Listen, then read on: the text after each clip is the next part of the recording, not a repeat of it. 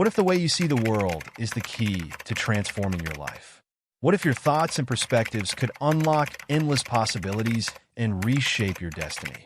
In today's video, we'll dive into how shifting your perspective can rewrite your future to uncover powerful insights, transformative lessons, and the hidden potential of your mind. Welcome to the Secret Library. Before starting, comment below where in the world you're listening from today. Also, please hit the like button and subscribe so we can continue making stories like this. Chapter 1. The Discovery of the Ancient Text. Elias had always been drawn to mysteries, hidden truths, and forgotten artifacts that seemed to whisper secrets from the past. His fascination led him to a quiet, unassuming bookstore on the outskirts of town, a place he had never visited but always passed on his way to work. The storefront's window displayed a curious assortment of faded leather-bound tomes and antique maps, inviting those who dared to step inside. On a rainy afternoon, driven by impulse, Elias decided to explore. The store's interior was dimly lit, its air filled with a musty scent of aging pages. Shelves stretched to the ceiling, crammed with books from every era and corner of the globe. Elias wandered aimlessly, his fingers brushing over spines until a faint glimmer caught his eye. Tucked away in a shadowed corner was a small book, bound in deep indigo leather, its cover adorned with intricate golden symbols. The book seemed to hum with an energy of its own as Elias picked it up. Its title was embossed in a language he couldn't decipher, but the symbols felt oddly familiar, as though they were speaking directly to his subconscious. Opening the book, he found its pages filled with a mix of cryptic diagrams, flowing script, and what appeared to be instructions. One phrase, written in flowing golden ink, stood out. To those who seek to transform their reality, the journey begins within. Elias's heart raced. He felt an inexplicable connection to the text, as though it had been waiting for him. The shopkeeper, an elderly man with a serene demeanor, appeared beside him. "An interesting choice," he remarked. "That book has been here for decades, and no one has ever shown interest in it. Do you know what it's about?" Elias asked. The shopkeeper smiled enigmatically. "It's said to contain knowledge that can reshape the world of those who are ready. But be warned, this knowledge is not for the faint of heart." Intrigued and undeterred, Elias purchased the book and hurried home. That evening, he lit a single candle in his study, setting the stage for what he instinctively felt was a significant moment. As he began reading, the text seemed to come alive, its words and symbols leaping off the page to form vivid images in his mind. The book's introduction spoke of an ancient order dedicated to understanding the nature of reality. These seekers believed that the universe was not a fixed construct, but a fluid tapestry shaped by thought, intention, and energy. The text claimed that this knowledge had been passed down through centuries, hidden from those who might misuse it. Elias felt a shiver of anticipation. He had always suspected that there was more to existence than met the eye. The first chapter detailed the origins of the book, tracing its journey through time. It spoke of scholars, mystics, and explorers who had added to its pages, each contributing their insights and discoveries. Elias was captivated by a story of a Persian astronomer who had used the book's teachings to map the heavens and predict celestial events with unprecedented accuracy. Another account described a healer in ancient Egypt who had harnessed the power of the mind to cure ailments considered incurable. As Elias delved deeper, he encountered the book's first major teaching, the power of belief. "Your thoughts shape your reality," the text declared. It explained that beliefs acted as a lens, coloring perception and influencing the energy one emitted into the world. To transform reality, one must first become aware of the beliefs that shaped their current experience. Elias paused to reflect. What beliefs had guided his life so far? He realized that many of them had been inherited from his upbringing and shaped by societal expectations. The book urged readers to question these beliefs, to challenge the narratives that limited them. The first step to transformation, it read, is to see the cage before you can unlock it. To illustrate this principle, the text shared the story of Alessandra, a young artist who had grown up in a rigid, traditional household. Alessandra's family dismissed her creative ambitions, insisting that she pursue a more practical career. Over time, Alessandra internalized their skepticism, believing that her art was unworthy and her dreams unattainable. Her life became a reflection of this belief, a series of unfulfilled aspirations and stifled creativity. One day, Alessandra stumbled upon the ancient text in a dusty library. The book's teachings awakened something within her, prompting her to confront the beliefs that had held her back. Through reflection and practice, she began to reframe her narrative, replacing doubt with possibility. She started painting again, not for approval, but as an expression of her inner truth. As her confidence grew, so did the opportunities around her. Alessandra's journey was a testament to the transformative power of shifting beliefs, a living example of the book's wisdom. Inspired by Alessandra's story, Elias decided to take action. He began by identifying his own limiting beliefs, writing them down in a journal. Some were subtle, almost imperceptible, while others were glaringly obvious. "I'm not good enough," one entry read. "Success is for others, not for me," said another. Confronting these thoughts was uncomfortable, but the book's guidance encouraged him to persist. The text provided a simple yet profound exercise. For each limiting belief, write a counter-narrative rooted in possibility. Elias replaced "I'm not good enough" with "I am capable and constantly evolving." He transformed "success is for others" into "success is a reflection of my effort and alignment." As he repeated these affirmations, he felt a subtle shift, as though a weight had begun to lift. By the end of the evening, Elias felt both exhausted and exhilarated. The book had challenged him to see himself and his reality in a new light, offering a glimpse of what might be possible if he continued on this path. He closed the book, its indigo cover glinting in the candlelight, and whispered a quiet promise to himself. This is just the beginning. Chapter 2: The Language of Symbols. Elias could hardly sleep that night. The discovery of the ancient text had ignited a spark in him, a deep curiosity he hadn't felt in years. As the morning light crept through his window, he returned to the book, eager to uncover its next secret. The second chapter began with a statement that both intrigued and perplexed him. Symbols are the language of the universe, bridges between the seen and unseen. The text explained that symbols carried meanings far beyond their surface appearance.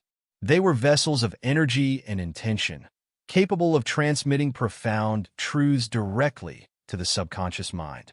For centuries, civilizations had used symbols to connect with higher realms, encode sacred knowledge, and influence their reality. From the intricate hieroglyphs of Egypt to the mandalas of Tibet, these patterns were more than mere decorations. They were tools for transformation. Elias's heart raced as he read on. The book claimed that understanding and working with symbols was a crucial step in reshaping one's reality. It provided detailed descriptions of several key symbols, each with its own unique energy and purpose. The first was the spiral, a shape that represented growth, evolution, and the infinite flow of life. The second was the triangle, symbolizing balance and the union of mind, body, and spirit. Lastly, the circle, a universal emblem of wholeness and eternity. To help readers connect with these symbols, the text suggested a practice called symbol meditation. Elias decided to try it immediately. Following the book's instructions, he drew a spiral on a blank sheet of paper and placed it on the table in front of him. Closing his eyes, he took a few deep breaths and then focused his gaze on the symbol. At first, his mind wandered, distracted by mundane thoughts. But as he continued, a strange sensation began to emerge. It was as if the spiral was pulling him inward, guiding him toward a deeper state of awareness. Memories and emotions surfaced, moments of growth, both painful and triumphant. Elias saw himself as a child, struggling to learn how to swim, and then the elation of finally conquering his fear of the water. He remembered the challenges of his first job, the uncertainty of whether he was capable, and the pride he felt when he succeeded. The spiral seemed to reflect his journey, reminding him that growth was never linear, but always a process of expansion and contraction. The experience left him both humbled and inspired. Elias realized that the spiral was not just a shape, it was a mirror of his own life. He felt a newfound respect for the power of symbols and their ability to reveal truths hidden beneath the surface. The book then introduced the concept of personal symbols. While universal symbols carried collective meanings, personal symbols were unique to the individual, born from their experiences, dreams, and aspirations. Elias was instructed to reflect on images or shapes that had held significance for him throughout his life. A vivid memory came to mind, a star-shaped pendant his grandmother had given him when he was a child. She had called it his guiding star, a reminder to always follow his inner light. Elias retrieved the pendant from a drawer where it had been tucked away for years. Holding it in his hand, he felt a rush of warmth and connection. The star became his personal symbol, a talisman that represented hope, guidance, and resilience. He decided to wear it as a daily reminder of his journey and the truths he was uncovering. The text also delved into the importance of intention when working with symbols. It explained that symbols acted as amplifiers, magnifying the energy and focus one directed toward them. To harness their power, Elias was encouraged to pair his symbols with clear intentions. For the spiral, he chose the intention of growth and adaptability. For the star, he focused on clarity and inner guidance. One of the most fascinating sections of the chapter described how symbols could be integrated into daily life. The book suggested simple practices, such as visualizing a symbol during meditation, sketching it in moments of reflection, or incorporating it into one's surroundings. Elias decided to draw a spiral on a small card and place it on his desk as a constant reminder of his intention to grow. He also began sketching stars in his journal, each one accompanied by a thought or insight that had come to him during the day. As he embraced these practices, Elias noticed subtle but profound changes. His mind felt clearer, his focus sharper. Problems that once seemed insurmountable began to feel more manageable, as if the symbols were guiding him toward solutions. He also began to notice symbols in the world around him, patterns in the clouds, shapes in the shadows, even the arrangement of leaves on a tree. It was as if the universe was speaking to him through its own silent language. To deepen his understanding, Elias decided to research the historical and cultural significance of symbols. He learned about the flower of life, an ancient geometric pattern said to contain the blueprint of creation. He discovered the ankh, a symbol of life and vitality in Egyptian mythology, and the om, a sacred sound and visual emblem in Hinduism and Buddhism. Each discovery added layers of meaning to his practice, reinforcing the book's assertion that symbols were bridges between the material and the spiritual. The chapter concluded with a powerful message. Symbols are the keys to unlocking the doors of perception. Through them, the universe speaks, guiding those who listen toward their highest potential. Elias closed the book, feeling a profound sense of wonder. He realized that the symbols he had always taken for granted were far more than mere designs. They were tools for transformation, portals to deeper truths.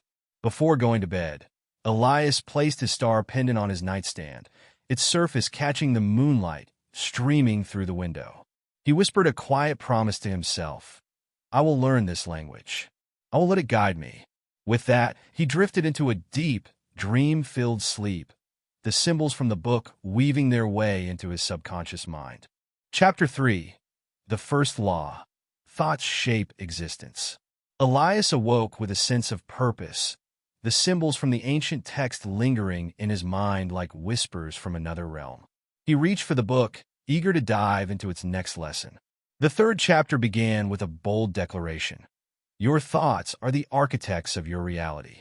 It was a statement both simple and profound, and Elias couldn't help but feel a ripple of curiosity as he read further.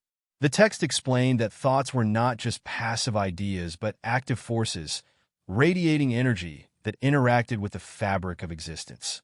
Every thought you hold, it read, is a seed planted in the soil of the universe. Some seeds bloom into abundance, while others wither in the shadows of doubt. This imagery captivated Elias, sparking a desire to examine the thoughts he had been cultivating. The book introduced a concept called the mental garden, urging readers to view their minds as fertile landscapes. Positive, empowering thoughts were likened to vibrant flowers and sturdy trees, while negative, limiting beliefs were compared to invasive weeds. The first step to transforming reality, it said, was to tend to this mental garden with care and intention. Elias reflected on the state of his own mental garden. How many of his thoughts were nurturing growth, and how many were stifling it? He decided to keep a journal for a week, jotting down his most recurring thoughts. At first, the exercise felt tedious, but as the days passed, patterns began to emerge. He noticed how often his mind gravitated toward worry and self-criticism. What if I fail? I'm not good enough.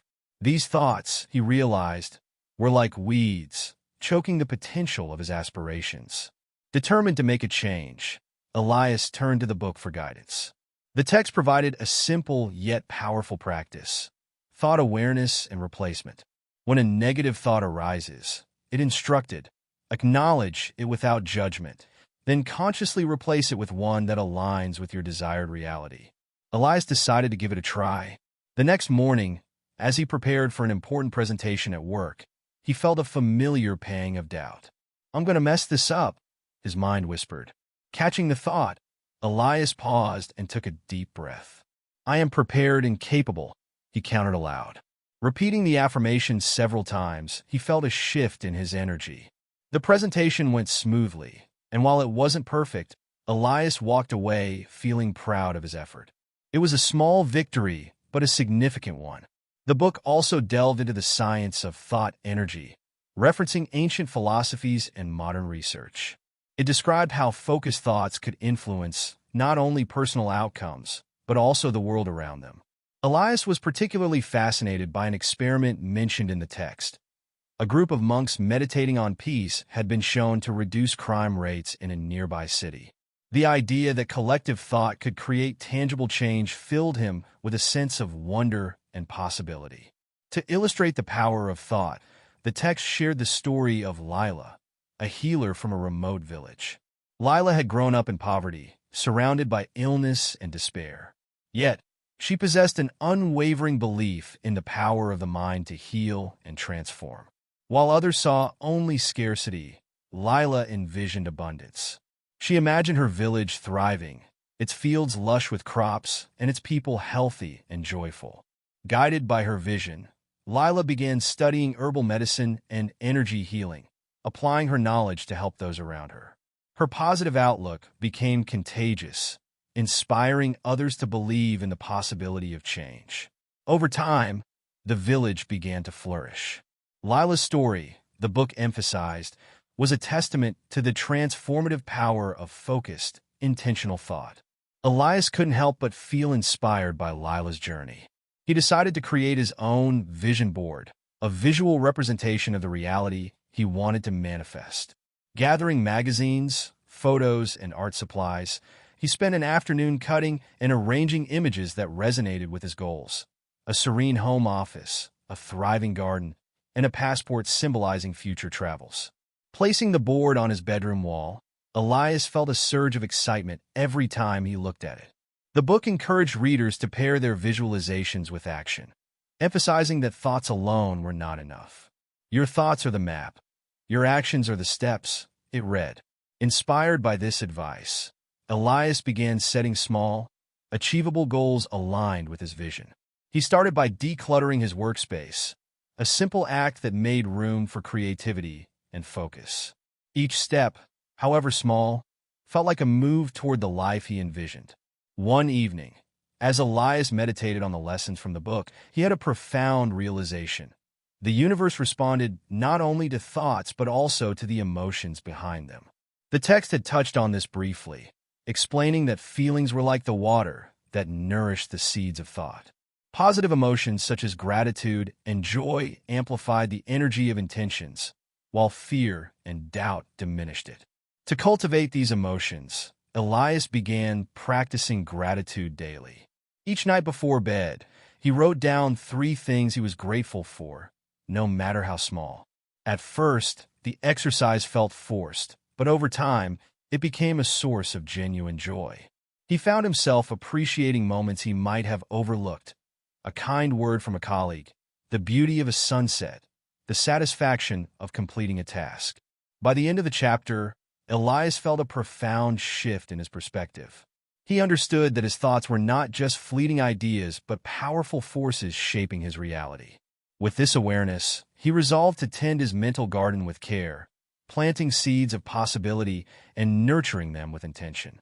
Closing the book for the night, he felt a deep sense of gratitude for the wisdom it had shared and the journey it had set him on. This is just the beginning, he thought, as the glow of his vision board illuminated the room. Chapter 4. The Map Within the Mind. Elias sat by the soft glow of his desk lamp, the ancient book open before him. The air felt charged, as though the room itself was alive with potential. As he turned the pages to the next chapter, his eyes landed on a phrase that seemed to radiate from the page. The mind is not a vessel. It is a map, guiding the seeker through the uncharted realms of existence. The chapter began with an exploration of the mind's intricate design, likening it to a vast and ever-evolving map. Every thought, memory, and emotion creates a pathway, the text explained. Some paths lead to clarity and enlightenment, while others spiral into confusion and stagnation. The key to transformation lies in navigating this map with intention. Elias found himself drawn to the idea. For years, he had thought of his mind as a chaotic swirl of ideas and emotions, but this new perspective offered a sense of structure and purpose.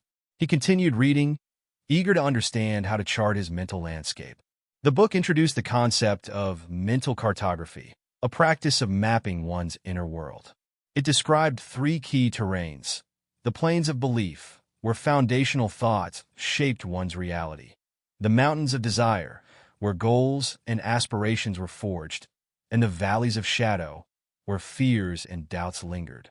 Each terrain held treasures and challenges, and the seeker's journey involved exploring these areas with courage and curiosity. To begin his mental mapping, Elias was instructed to sit in meditation and visualize his inner world. Closing his eyes, he focused on his breath, allowing his mind to settle. At first, he saw only darkness, but gradually, shapes began to form. He envisioned a vast plain stretching to the horizon, dotted with glowing orbs. Each orb, he realized, represented a core belief. Some shone brightly, radiating warmth, while others flickered weakly, their light obscured by shadows. One orb drew his attention, a belief he had held since childhood: I must always be perfect to be loved. As he approached it in his mind's eye, he felt a mix of emotions: the comfort of familiarity and the weight of its expectations. The book's guidance echoed in his thoughts. To navigate your map, you must confront the orbs of belief. Strengthen those that serve you and release those that bind you. Elias decided to rewrite this belief. In his journal, he replaced it with a new affirmation: I am worthy of love as I am, imperfect and growing. As he repeated the affirmation aloud, he imagined the dim orb transforming, its light growing steadier and brighter. The experience left him feeling lighter, as though he had taken a step closer to understanding himself. The chapter also described the mountains of desire, a terrain representing goals and dreams. These peaks, the book explained, were often shrouded in mist, obscured by doubt and fear. To ascend them, one needed clarity and determination. Elias was encouraged to reflect on his deepest aspirations, not just the ones dictated by society, but those that resonated with his soul. He thought about his desire to create, to inspire, and to leave a legacy. As he visualized the mountains, he saw pathways winding upward, some clear and direct, others rugged and treacherous. The book advised him to choose one mountain and focus his energy on reaching its summit. Elias decided to dedicate himself to his creative pursuits, envisioning his journey as a steady climb toward fulfillment. The final terrain, the valleys of shadow, represented fears and doubts that clouded the mind. Elias was instructed to approach these valleys with compassion, not as adversaries to be conquered, but as parts of himself seeking understanding. One shadow loomed larger than the rest, the fear of failure. It whispered insidious questions. Asterisk, what if you try and fall short? What if you're not enough? The book offered a practice for navigating these valleys, the shadow dialogue. Elias was encouraged to personify his fear and engage it in conversation, seeking to understand its origins and intentions. Sitting in stillness, he imagined his fear as a shadowy figure standing before him. "Why do you hold me back?" he asked aloud. The shadow's response surprised him. "I am here to protect you," it said. "I want to keep you safe from disappointment." Elias felt a surge of empathy. He realized that his fear, though misguided, was born of a desire to shield him from pain. Thanking the shadow for its intentions, he assured it that he could handle setbacks and would use them as stepping stones. The shadow seemed to shrink, its edges softening as though relieved of its burden. Over the next few days, Elias continued to explore his mental map. He revisited the planes of belief, nurturing positive orbs and releasing those that no longer served him. He climbed the mountains of desire, setting clear goals and taking actionable steps. And he ventured into the valleys of shadow, facing fears with compassion and courage. Each journey brought new insights, strengthening his sense of purpose and resilience. The chapter concluded with a powerful message. The map of the mind is not fixed. It evolves with every choice, every thought, and every action. By navigating it with intention, you become the cartographer of your destiny. Elias closed the book, feeling a profound sense of empowerment. The idea that he could shape his inner world to influence his outer reality was both liberating and exhilarating. He resolved to continue charting his mental landscape, confident that each step would bring him closer to the life he envisioned. As he prepared for bed, Elias reflected on the journey so far. The symbols, the beliefs, the desires, they were all pieces of a puzzle, guiding him toward a greater understanding of himself and the universe. With a sense of gratitude and anticipation, he drifted into sleep, the map of his mind unfolding in vivid dreams. Chapter 5. The Awakening of Inner Vision. As Elias turned to the next chapter of the ancient book, he felt a hum of anticipation. The heading read, Awakening Inner Vision, seeing beyond the physical realm. His heart quickened as he read the opening lines. The eyes reveal the world around you, but the inner vision reveals the world within and beyond. To awaken the third eye is to unlock the gateway to infinite understanding. The text described the third eye as more than a mystical concept. It was a center of insight and intuition, a bridge between the seen and unseen. It claimed that through deliberate practice, one could activate this inner vision to perceive truths hidden from ordinary sight. Elias had read about the third eye in passing, but this chapter framed it as a practical tool, not just a spiritual abstraction. The book outlined a series of exercises designed to stimulate the third eye. The first exercise, called the Gaze of Stillness, required Elias to sit in a quiet space and focus on a single point, such as a candle flame or a mark on the wall. The goal was to quiet the mind and attune his awareness to subtler energies. Eager to begin, Elias dimmed the lights in his study and lit a small candle. He sat cross-legged on the floor, his gaze fixed on the flickering flame. At first, his mind was restless, flitting from one thought to another. What if this doesn't work? Did I lock the front door? But as he persisted, his thoughts began to settle, and he felt a strange stillness washing over him. The flame seemed to grow brighter, its edges shimmering as though alive. For a fleeting moment, Elias thought he saw colors swirling in the air around it, but the vision vanished as quickly as it appeared. Still, he felt a quiet exhilaration, as though he had glimpsed something profound. The second exercise was called the Circle of Light. It involved visualization, a practice Elias had begun exploring in earlier chapters. This time, he was instructed to close his eyes and imagine a glowing indigo orb at the center of his forehead, where the third eye was said to reside. The book encouraged him to focus on the orb's warmth and light, allowing it to expand with each breath. Elias closed his eyes and took a deep breath. At first, the orb was faint, a mere suggestion of color and shape. But as he continued, it grew more vivid, pulsating gently with a rhythm that seemed to match his heartbeat. The warmth spread throughout his body, filling him with a sense of calm and clarity. He felt as though he were standing on the threshold of a vast, unseen realm, its presence both comforting and awe-inspiring. The text explained that awakening the third eye was not about acquiring a new ability, but remembering an ancient one. The inner vision is not lost, it is merely dormant. By cultivating stillness and focus, you awaken the sight that has always been within you. Elias found this idea deeply reassuring. It suggested that he was not striving for something external, but rediscovering a part of himself. To deepen his understanding, the book shared the story of Naya, a healer from a remote mountain village. Naya had been blind since birth, yet she was renowned for her ability to see what others could not. Villagers would come to her with questions about their health, their crops, and even their future. Naya's insights were uncannily accurate, and she attributed them to her inner vision. "The eyes can deceive," she often said, "but the heart and the third eye see only truth." The story resonated deeply with Elias.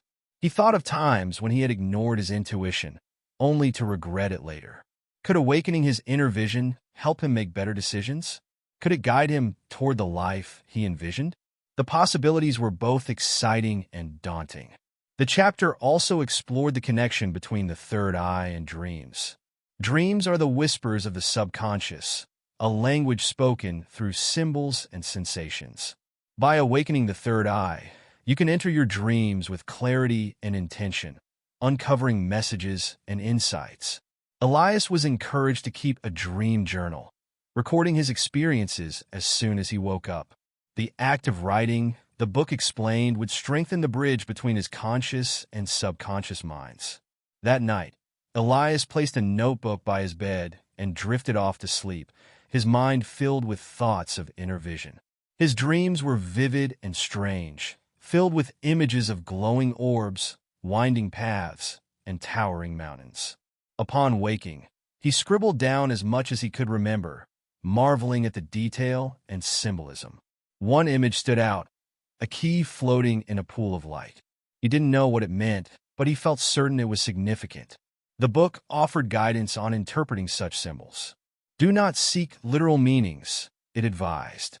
Allow the symbols to speak to you in their own language, revealing truths through feeling and intuition. Elias pondered the key, wondering if it represented an opportunity, a solution, or perhaps a new beginning. He decided to meditate on it during his next session, trusting that its meaning would unfold in time. The chapter concluded with a reminder that awakening the third eye was not a quick process, but a journey. Patience and persistence are your allies. The more you practice, the clearer your inner vision will become. Elias felt a sense of gratitude for the book and its teachings. It was not just offering knowledge, but guiding him step by step toward a deeper understanding of himself and the universe. As he closed the book, Elias glanced at the candle on his desk, its flame now steady and calm. He felt a connection to something greater, a quiet assurance that he was on the right path. With a deep breath, he extinguished the flame and prepared for the day, eager to continue his journey of awakening. Chapter 6. Harnessing Universal Energy. The morning sunlight filtered through Elias's curtains, painting golden patterns on the walls of his study. The ancient book sat waiting for him on the desk, as though it had been anticipating his return. He turned to the next chapter, the words practically leaping off the page. Energy flows through all things, connecting the seen and unseen. To harness it is to unlock the creative force of the universe. Elias's curiosity burned brighter than ever. The chapter began by explaining the concept of universal energy, often referred to as prana, chi, or life force in various cultures. This energy, the book claimed, was the foundation of existence, flowing through every being, object, and moment. To align with this energy, it read, is to attune yourself to the rhythm of creation. The book outlined several practices to harness this energy, the first being energy awareness. Elias was instructed to spend time each day tuning into the subtle sensations around him. He began by sitting quietly in his favorite chair, closing his eyes and focusing on his breath. At first, he noticed only the mundane, the sound of traffic in the distance, the hum of the refrigerator. But as he continued, a deeper awareness began to emerge. He felt a faint tingling in his hands, a warmth spreading through his chest, and an inexplicable connection to the space around him.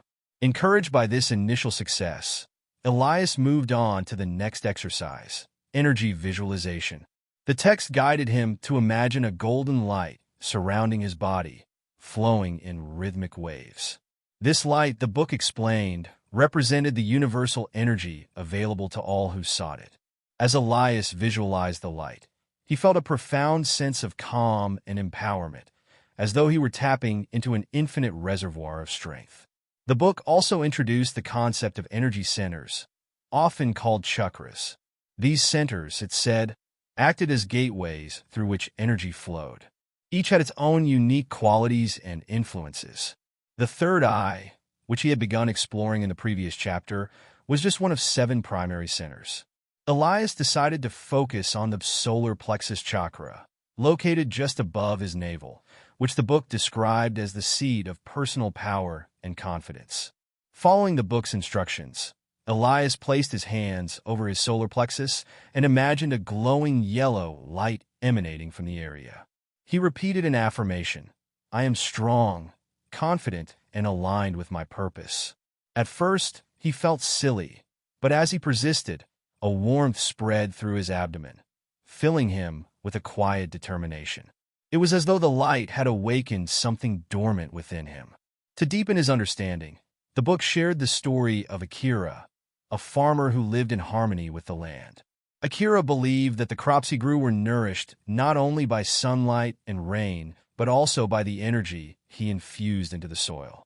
Each morning, he would walk through his fields, envisioning waves of golden light flowing from his hands into the earth. His neighbors mocked his practices, yet Akira's harvests were always the most abundant. The book attributed his success to his ability to harmonize with universal energy, turning intention into tangible results. Elias found himself inspired by Akira's story. Could the same principles apply to his own life? He decided to experiment by bringing this awareness to his daily activities. While cooking dinner, he imagined energy flowing through his hands and into the food, infusing it with nourishment and positivity. During a meeting at work, he visualized a golden light surrounding the room, fostering collaboration and understanding. Though subtle, these practices seemed to create a noticeable shift. His interactions felt smoother, his tasks more fulfilling. The book also addressed the concept of energy exchange. It explained that every interaction, whether with people, objects, or environments, involved a transfer of energy. To harness this effectively, one needed to approach life with both awareness and intention. Elias was encouraged to reflect on his relationships and identify those that uplifted him versus those that drained him. It wasn't about judgment, the book emphasized, but about understanding where his energy was going and making conscious choices to nurture it.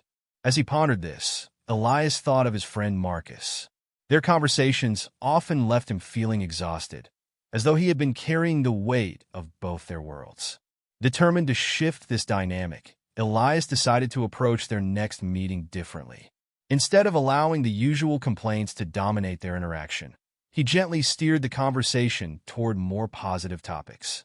To his surprise, Marcus responded in kind, and their time together felt lighter and more balanced. The chapter concluded with a practice called energy anchoring. This technique involved choosing a physical object to serve as a focal point for energy work. Elias selected a small quartz crystal he had bought years ago, but never truly appreciated.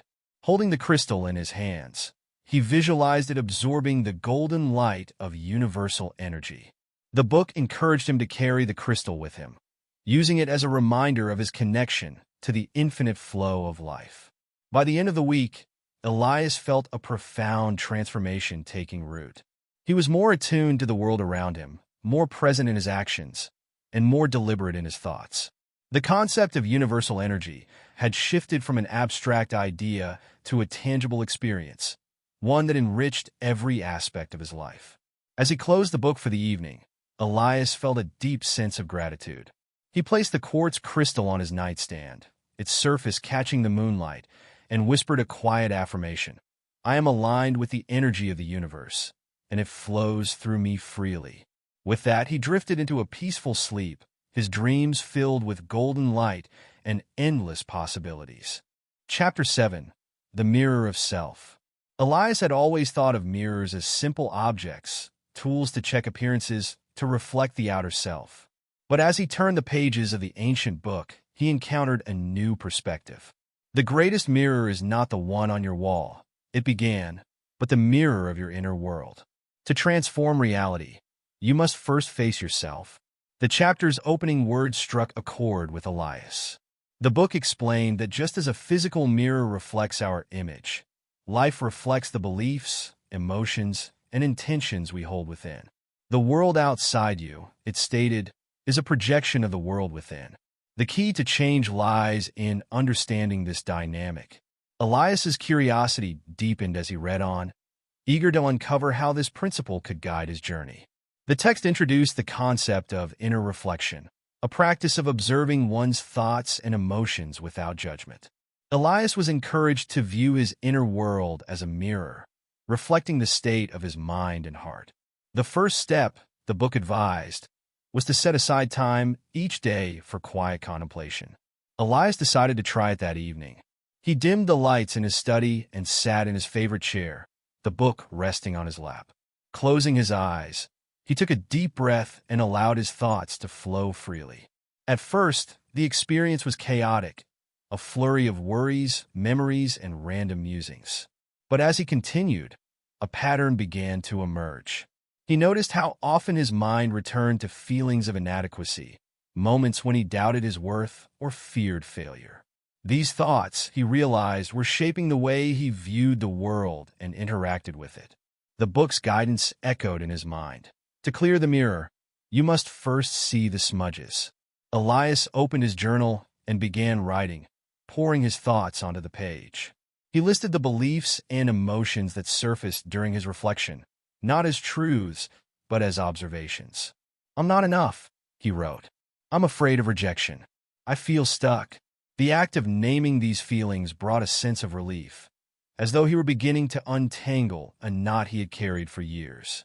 The next section of the chapter introduced a powerful practice called mirror dialogues. Elias was instructed to stand before a mirror and speak to his reflection, addressing himself as both the observer and the observed. The goal was not to criticize, but to connect, to see himself with clarity and compassion. Though hesitant at first, Elias decided to give it a try. He stood before the mirror in his bathroom, his reflection staring back at him. At first, he felt awkward, unsure of what to say. But as he gazed into his own eyes, words began to flow. I see you, he said softly. I see your struggles and your strength. I see your fears and your courage. You are enough. The experience was unexpectedly emotional, tears welling in his eyes as he spoke. For the first time in years, he felt a genuine connection with himself. The book explained that this practice was not about perfection, but acceptance. The mirror does not judge, it reflects. To transform your reflection, you must embrace it. Elias found comfort in these words, resolving to make the mirror dialogues a regular part of his routine. To illustrate the power of self-reflection, the book shared the story of Zara, a teacher who struggled with feelings of inadequacy.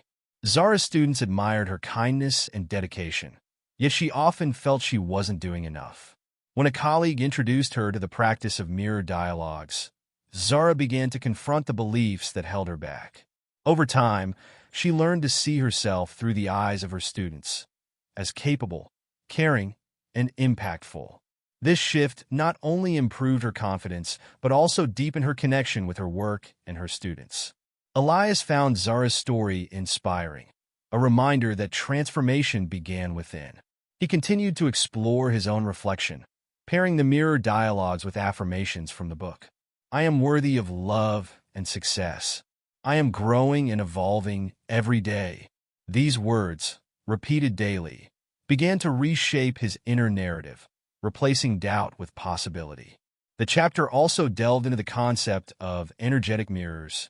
It explained that the people and situations in one's life often acted as mirrors, reflecting aspects of the self. Positive interactions highlighted strengths and potentials, while conflicts revealed areas for growth. Elias was encouraged to view his relationships through this lens, asking himself what each interaction could teach him about his own beliefs and behaviors. One encounter stood out vividly in his mind, a heated argument with a co-worker, Carla. Reflecting on the exchange, Elias realized that his frustration stemmed from a fear of not being heard or respected. This fear, he admitted, had influenced many of his interactions, often leading him to react defensively. Recognizing this pattern was both humbling and empowering. Elias resolved to approach his next conversation with Carla differently, seeking to listen and understand rather than defend. By the end of the chapter, Elias felt a profound shift in his perspective. The mirror, once a simple object, had become a powerful metaphor for his journey.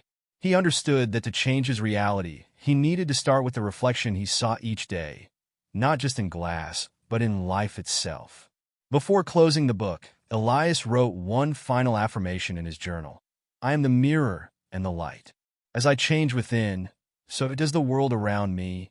With these words, he felt a deep sense of clarity and hope, ready to continue his path of transformation.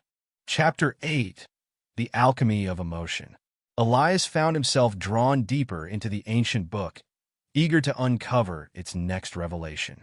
The chapter titled The Alchemy of Emotion promised to unravel the hidden power of feelings, a force Elias had often considered a distraction rather than a tool for transformation. The opening lines gripped his attention. Emotion is the fire of the soul.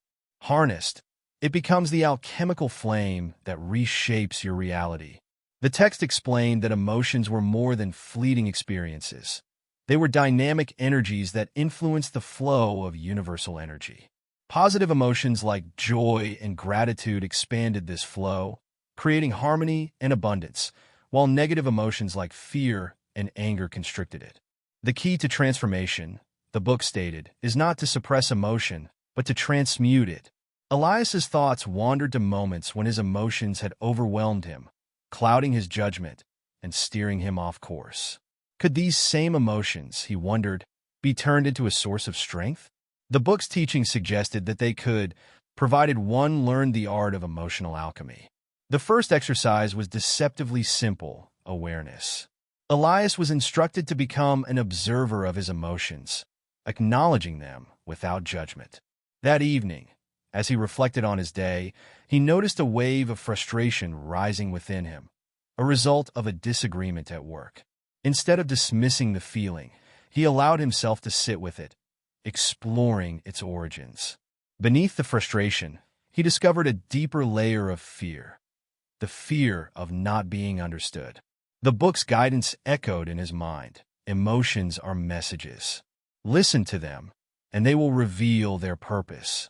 Elias wrote in his journal, uncovering insights he had long ignored. The act of naming and understanding his emotions brought a sense of clarity, as though a knot within him had begun to loosen. The next step was transformation. The text likened emotions to raw materials in the hands of an alchemist. Fear could be transmuted into courage, anger into determination, sadness into compassion. Elias decided to focus on his frustration, channeling its energy into a constructive outlet. He picked up his sketchpad and began drawing, letting the emotion guide his hand. The result was a bold, dynamic piece that captured the intensity of his feelings. For the first time, Elias saw his emotions not as obstacles, but as catalysts for creativity and growth. The book introduced a powerful visualization practice called the flame of transmutation.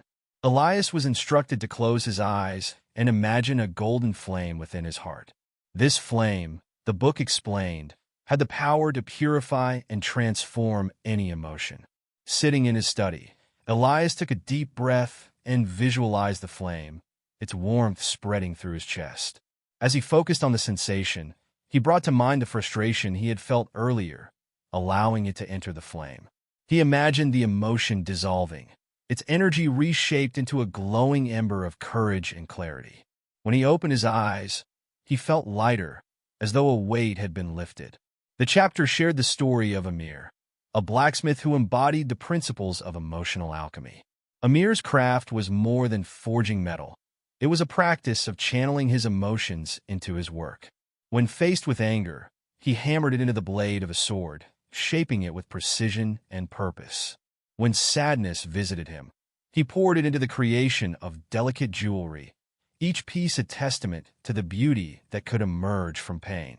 The book described how Amir's transformative process not only elevated his craft, but also brought peace to his spirit. Elias found Amir's story deeply inspiring.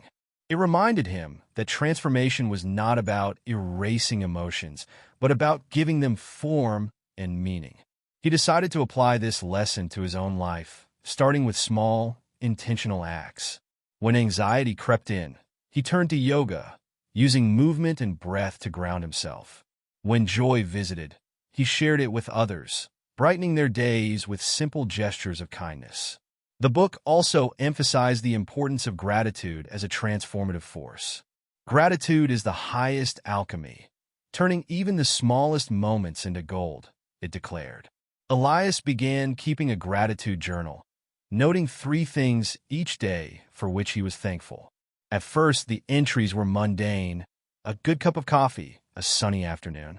But as the practice continued, he found himself noticing deeper layers of abundance: the support of a friend, the opportunity to learn and grow, the resilience he had discovered within himself. The final section of the chapter introduced emotional anchoring, a technique to sustain positive emotions. Elias was encouraged to choose a memory that evoked joy, love, or peace, and to revisit it regularly in his mind. He chose a childhood memory of building sandcastles at the beach with his parents, the sound of waves and laughter filling the air. Each time he recalled this moment, he felt a surge of warmth and contentment, a reminder of the beauty that life could offer. By the chapter's end, Elias felt a profound shift in his relationship with his emotions. They were no longer forces to be feared or suppressed, but energies to be embraced and transformed. Closing the book, he whispered a quiet affirmation: "I am the alchemist of my emotions, turning every feeling into a source of strength and light."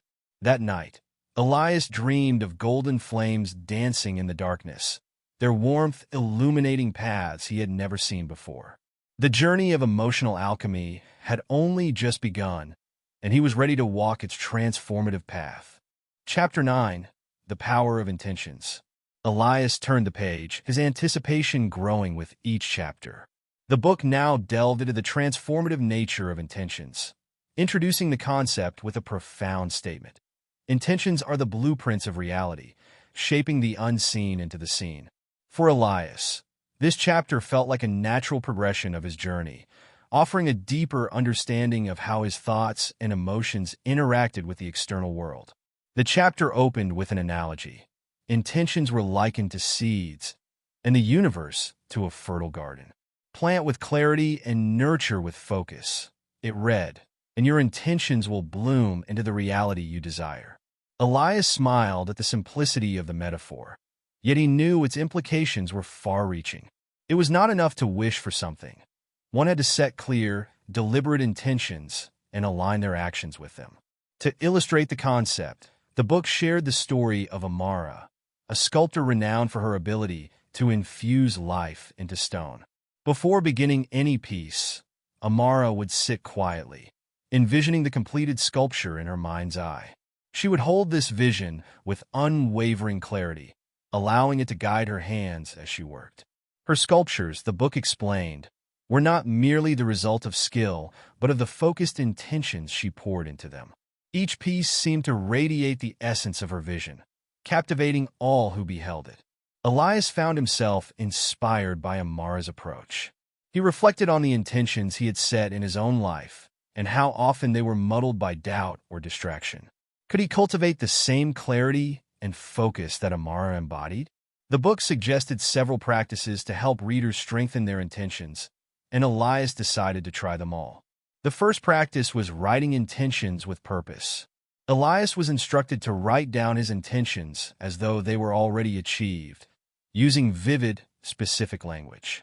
Taking out his journal, he began with a simple yet powerful statement. I am living a life of creativity and fulfillment, where my work inspires and uplifts others. As he wrote, he imagined what this reality would look and feel like, allowing the vision to fill his mind. The second practice was anchoring intentions in the present.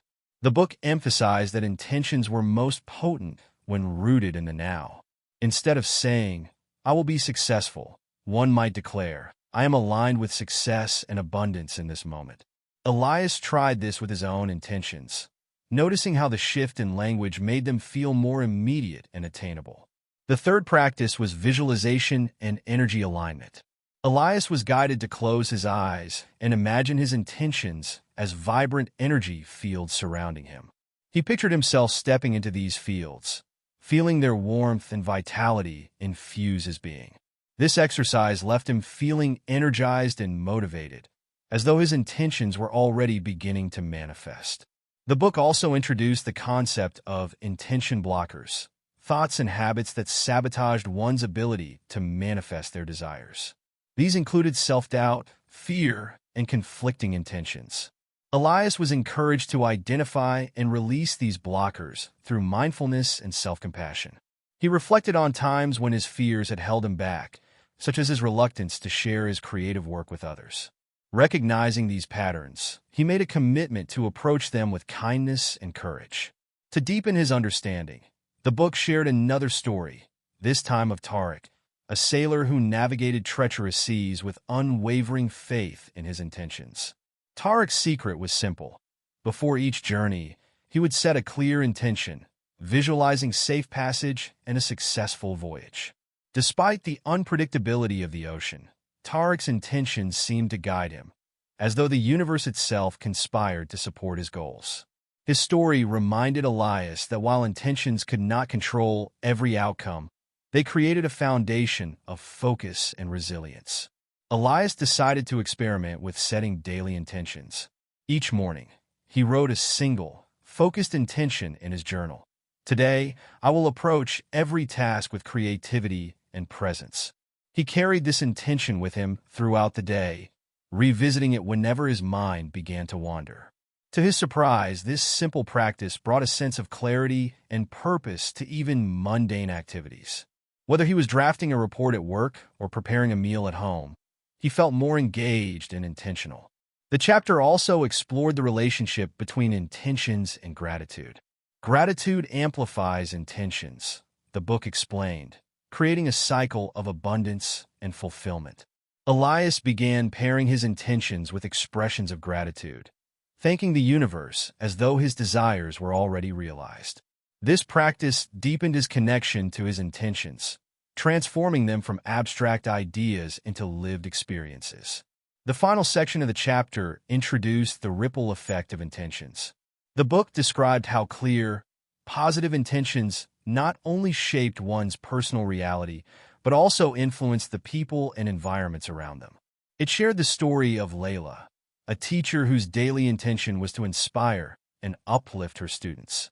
Over time, her classroom became a haven of creativity and curiosity, a testament to the power of her focused intentions. Elias found this idea profoundly moving. He realized that his intentions were not just about personal achievement, but about contributing to the greater good. Inspired by Layla's story, he set a new intention. I am a source of positivity and inspiration, creating ripples of joy and growth in the world. As he closed the book for the evening, Elias felt a renewed sense of purpose. The chapter had not only taught him the mechanics of setting intentions, but it also awakened a deeper understanding of their impact. He resolved to carry these lessons forward, planting seeds of possibility and nurturing them with clarity, gratitude, and action. Chapter 10. Resonance and Reality. Elias's journey through the ancient book had brought him to a concept he had never considered before: resonance. The chapter began with a captivating assertion. Your energy resonates with the universe, shaping the frequency of your reality. Elias was intrigued. The book suggested that reality was not just something to be experienced, but something co-created through vibrational alignment. The text explained that every thought, emotion, and intention emitted a frequency, much like a note in a symphony. When these frequencies aligned with the vibrations of the universe, harmony and manifestation occurred. However, discordant frequencies born of doubt or negativity could disrupt this process. To master resonance is to master the art of aligning your inner world with your desired reality, the book stated. The chapter introduced the idea of a resonance field, an invisible energy space surrounding each individual. This field, the book explained, interacted with the resonance fields of others and the environment, creating a dynamic exchange of energy. Elias reflected on the times he had felt an instant connection with someone or a deep unease in certain spaces. These experiences, he realized, were manifestations of resonance at work. To explore his resonance field, Elias was guided through a practice called harmonic tuning. Sitting in his study, he closed his eyes and focused on his breath, envisioning a sphere of light surrounding him. This sphere, the book instructed, represented his resonance field. Elias imagined it pulsing gently, its frequency rising and falling with his emotions. As he settled into the exercise, he felt a sense of calm, as though his energy were harmonizing with the space around him. The book emphasized the importance of emotional frequency, describing how feelings like love, joy, and gratitude created high-frequency vibrations, while fear, anger, and doubt lowered one's resonance. Elias was encouraged to cultivate high-frequency emotions through daily practices. He began incorporating gratitude meditations into his routine, focusing on moments that brought him joy and peace. Over time, he noticed subtle shifts in his mood and energy, as though his resonance field were becoming more vibrant. To deepen his understanding, the book shared the story of May, a musician who had discovered the power of resonance through her craft. May's music was not just a collection of notes, but an expression of her inner world. She believed that each melody carried an intention, a frequency that could influence the listener's emotions and thoughts. As May played, she visualized her audience's energy fields harmonizing with her music, creating a collective resonance that left them feeling uplifted and inspired. Elias found May's story deeply inspiring. He began to experiment with resonance in his own life, starting with his interactions at work. Instead of approaching meetings with apprehension, he focused on radiating calm and positivity. He visualized his resonance field as a steady, soothing light, influencing the energy in the room. To his surprise, he noticed a difference. Conversations felt more productive, and his colleagues seemed more receptive to his ideas. The chapter also introduced the concept of resonance alignment, the process of tuning one's frequency to match their goals and desires. Elias was instructed to create a resonance map, a visual representation of the emotions and intentions he wanted to embody. He divided the map into sections, each representing a different aspect of his life: career, relationships, health, and creativity. For each section, he wrote down high-frequency emotions like confidence, connection, vitality, and inspiration. With his resonance map complete, Elias began using it as a daily guide. Each morning, he chose one emotion to focus on, carrying it with him throughout the day. When challenges arose, he returned to his map, reminding himself of the frequencies he wanted to cultivate. The practice brought a sense of purpose and alignment, as though he were actively shaping his reality rather than reacting to it. The book also touched on the role of environments in resonance. It described how spaces carried their own frequencies, influenced by the energy of the people and events within them. To enhance his resonance, Elias was encouraged to create a high-frequency environment in his home. He started by decluttering his study, removing items that felt stagnant or distracting. He added elements that brought him joy: a vibrant plant, a piece of art, and a small fountain whose gentle trickle filled the room with tranquility. One of the most intriguing sections of the chapter explored the interplay between resonance and relationships. The book explained that each interaction was an exchange of energy, shaping and being shaped by the resonance fields of those involved. Elias was encouraged to reflect on his relationships, identifying those that uplifted him and those that drained him. He realized that while some connections brought joy and growth, others seemed to pull him into lower frequencies. Elias decided to approach these dynamics with awareness and intention.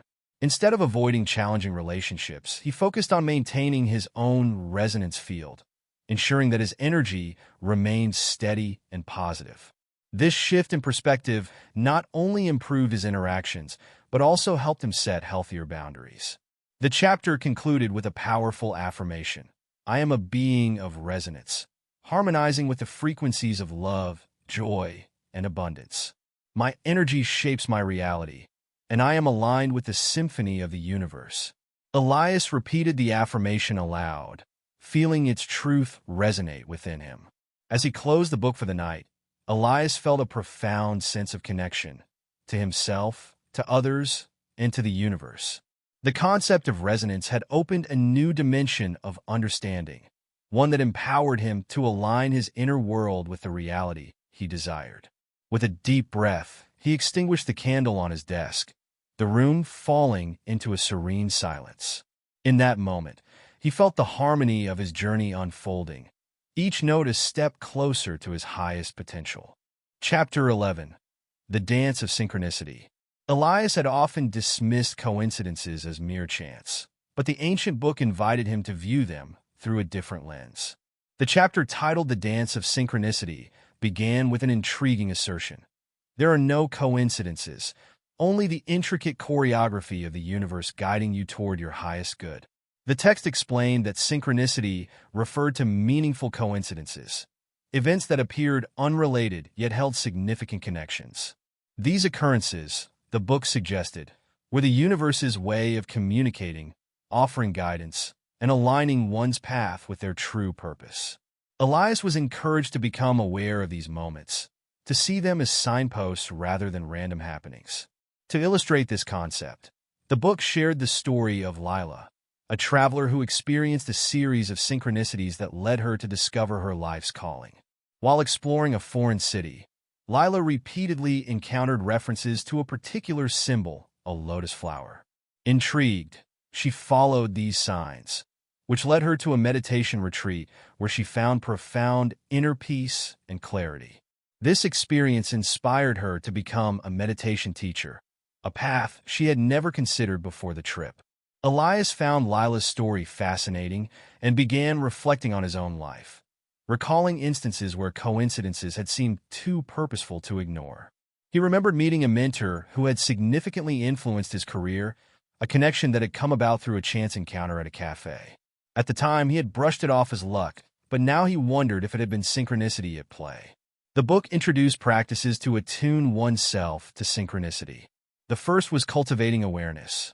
Elias was encouraged to maintain a state of open-mindedness, paying attention to patterns, repetitions, and unexpected events in his daily life. He began keeping a journal, noting down any occurrences that felt synchronistic, no matter how trivial they seemed. Over time, he noticed patterns emerging, guiding him toward new opportunities and insights. The second practice was trusting intuition. The book emphasized that intuition was the inner compass attuned to the dance of synchronicity. Elias practiced listening to his gut feelings, allowing them to guide his decisions. This led him to take spontaneous actions, like attending a lecture on a topic he had never explored, where he met individuals who would become valuable collaborators in his projects. The third practice was embracing flexibility. Synchronicity often required letting go of rigid plans and being open to unexpected detours. Elias learned to release his need for control, allowing life to unfold naturally. This openness brought a sense of ease and flow, reducing stress and increasing his receptivity to the universe's guidance. To deepen his understanding, the book shared another story, this time of Matteo, an artist who felt creatively blocked. One day, while walking through a park, he found a discarded sketchbook filled with unfinished drawings. Inspired, Matteo began adding his own touches to the sketches, reigniting his creative spark. This collaborative project, born from a chance discovery, became a celebrated exhibition, illustrating how synchronicity could lead to unexpected success. Elias found Mateo's experience inspiring and began to view obstacles in his own life as potential gateways to new paths. He adopted a mindset of curiosity, asking himself what opportunities or lessons each challenge might present. This shift in perspective transformed his approach to problem-solving, making him more resilient and innovative. The chapter also explored the role of alignment with purpose in experiencing synchronicity.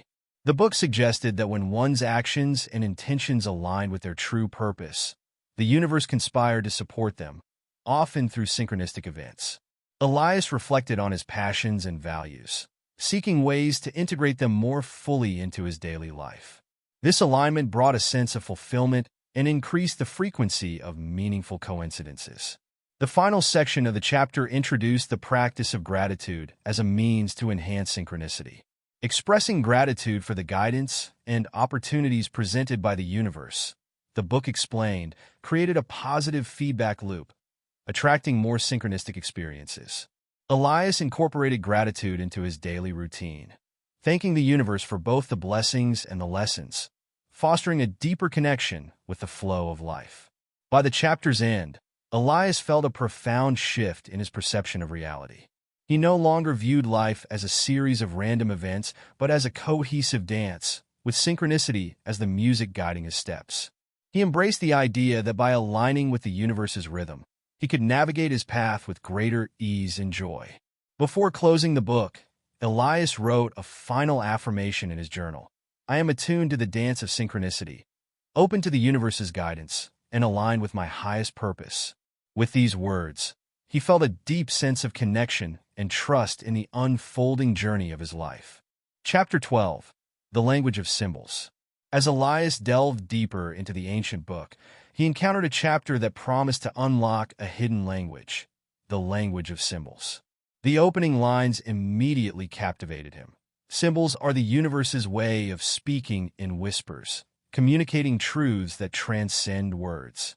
This revelation intrigued Elias, prompting him to explore how symbols had been influencing his life without his awareness.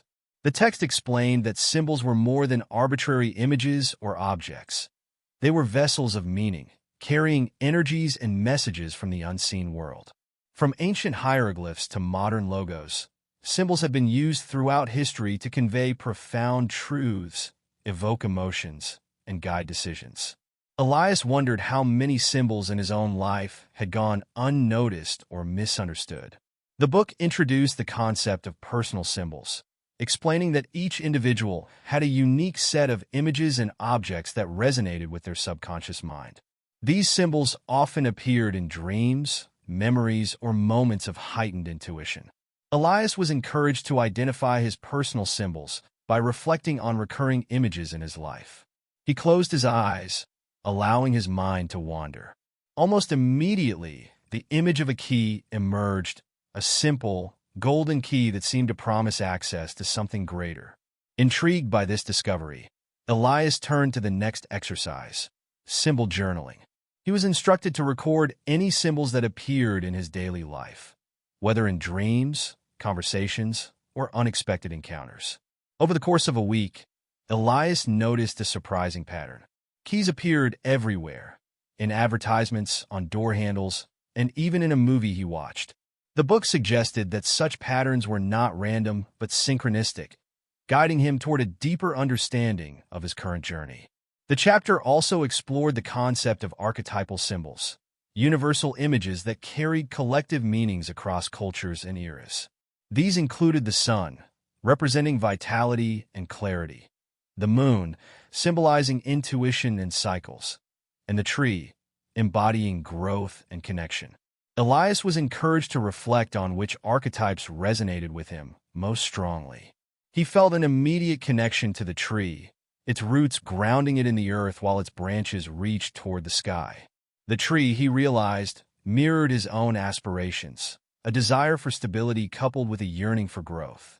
To deepen his understanding, the book shared the story of Amina, a healer who had mastered the language of symbols.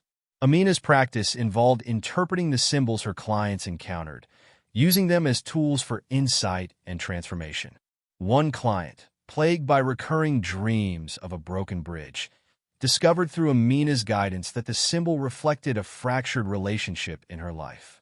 By addressing the underlying issue, she was able to rebuild the metaphorical bridge, restoring harmony. Elias found Amina's story inspiring and decided to apply her approach to his own life. He began analyzing the symbols he encountered, asking himself what they might represent and how they related to his current experiences. The key, he realized, was a symbol of potential and access.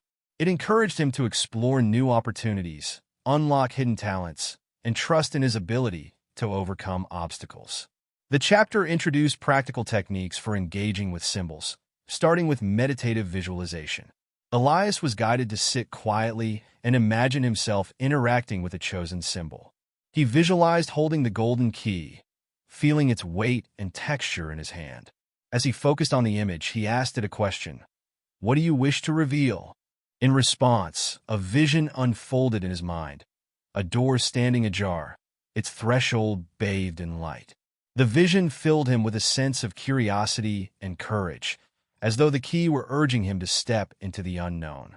Another technique, symbolic art, encouraged Elias to express his relationship with symbols through creativity. He sketched the golden key and the luminous door, adding details that emerged intuitively. The process was both meditative and enlightening, revealing nuances he hadn't noticed before. The act of creating also deepened his connection to the symbol, making its message feel more tangible. The book emphasized that symbols could also serve as anchors of intention. By surrounding oneself with meaningful symbols, one could reinforce desired energies and states of mind. Elias decided to carry a small key pendant as a reminder of his potential and the opportunities awaiting him. He also placed an image of a tree on his desk, symbolizing growth and balance.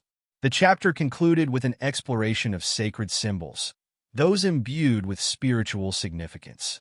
These included the mandala, representing the universe's harmony, the spiral, symbolizing evolution and expansion, and the infinity sign, denoting boundless possibilities.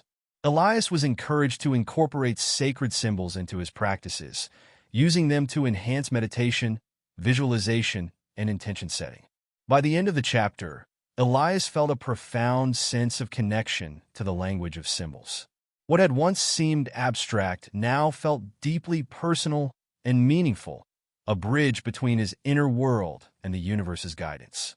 He closed the book, the golden key pendant resting in his hand, and whispered an affirmation: "I am attuned to the symbols of my journey, open to their wisdom and aligned with their energy." As he drifted to sleep, Elias dreamed of luminous keys unlocking doors to infinite realms, each one revealing new layers of insight and possibility. The language of symbols, he realized, was not just a tool for understanding. It was a dialogue with the universe, an ever-evolving story written in the imagery of the soul. Chapter 13, The Gateway of Dreams. As Elias turned the page, he felt an unusual anticipation building within him. The new chapter, The Gateway of Dreams, seemed to hold a deeper promise, an invitation to explore realms he had barely begun to understand. The opening words struck a chord. Dreams are not mere illusions of the night, but gateways to the subconscious and the infinite. Elias was captivated, eager to uncover the mysteries hidden in his own dreams. The book began by explaining that dreams served multiple purposes, as reflections of the subconscious, as tools for processing emotions, and as channels for receiving guidance from the universe. Every dream carries a message, it stated, but only the open mind can decipher its meaning. Elias wondered how many of his dreams had gone unexamined, their insights lost in the haze of morning. The text introduced the concept of lucid dreaming, a state in which the dreamer becomes aware that they are dreaming and can actively participate in the experience. Elias was intrigued by the possibility of consciously navigating his dreams, using them as a playground for exploration and growth. The book provided a simple technique to cultivate this skill: keeping a dream journal. Elias began the practice that very night, placing a notebook and pen on his bedside table. Upon waking, He wrote down everything he could remember, no matter how fragmented or nonsensical. The first few entries were vague, a patchwork of images, sensations, and fleeting emotions. But as the days passed, his recollections grew clearer and more vivid. Patterns began to emerge, hinting at themes and symbols that seemed to mirror his waking life. One recurring dream stood out. Elias found himself walking through a dense forest, following a trail of glowing stones. The path led to a towering archway made of intertwined branches, its threshold shimmering with light. He always hesitated before stepping through, waking just as he reached the gateway. The image lingered in his mind, filling him with a mix of curiosity and longing.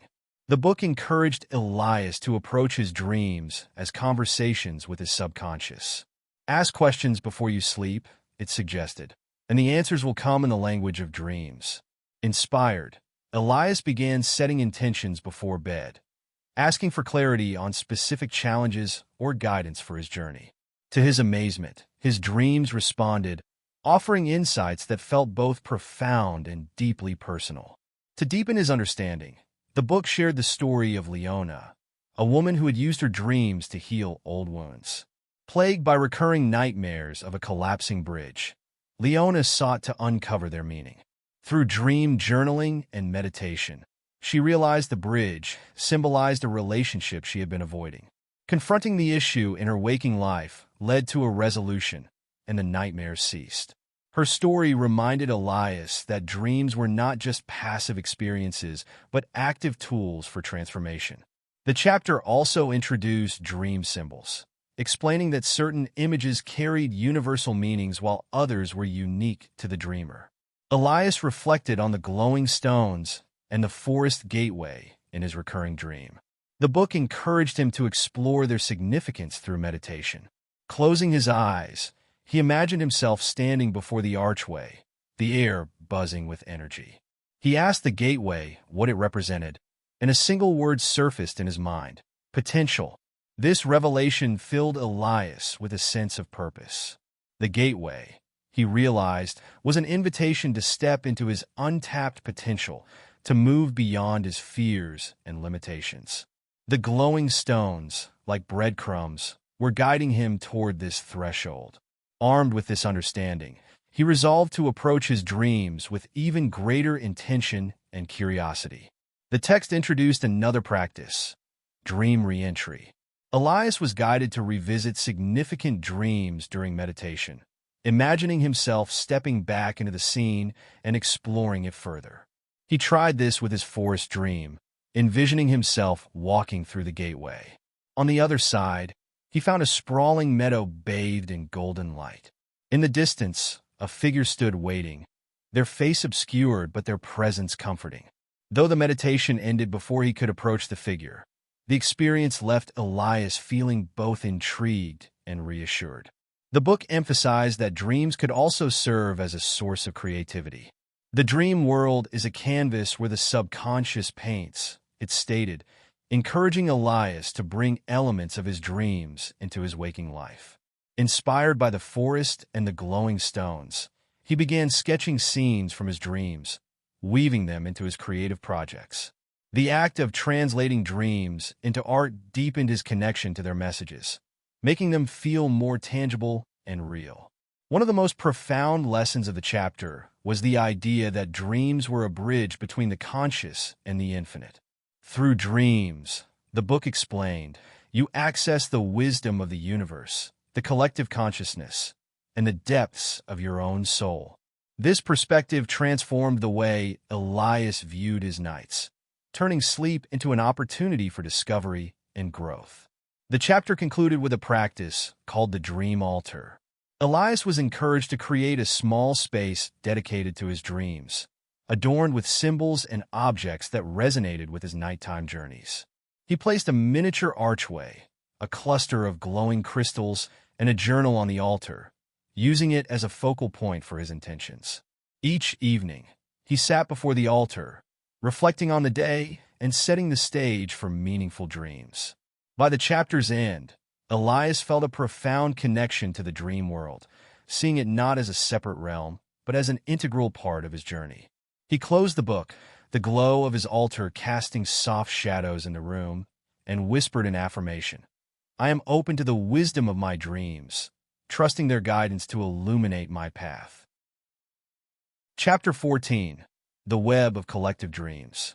Elias's journey through the ancient book had taken him to many unexpected places, but as he turned the page to the next chapter, he felt a deep sense of wonder. The web of collective dreams promised to expand his understanding of dreams beyond the personal, introducing the idea of a shared dreamscape where connections were forged and collective wisdom was accessed. The chapter opened with a profound statement. Every dream is a thread in the vast web of collective consciousness, interwoven with the dreams of others. The idea that his dreams might be connected to a greater tapestry both excited and unsettled Elias.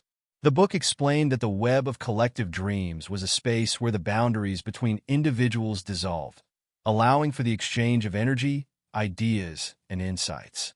The text introduced the concept of shared dreaming, a phenomenon where multiple individuals experienced interconnected dreams.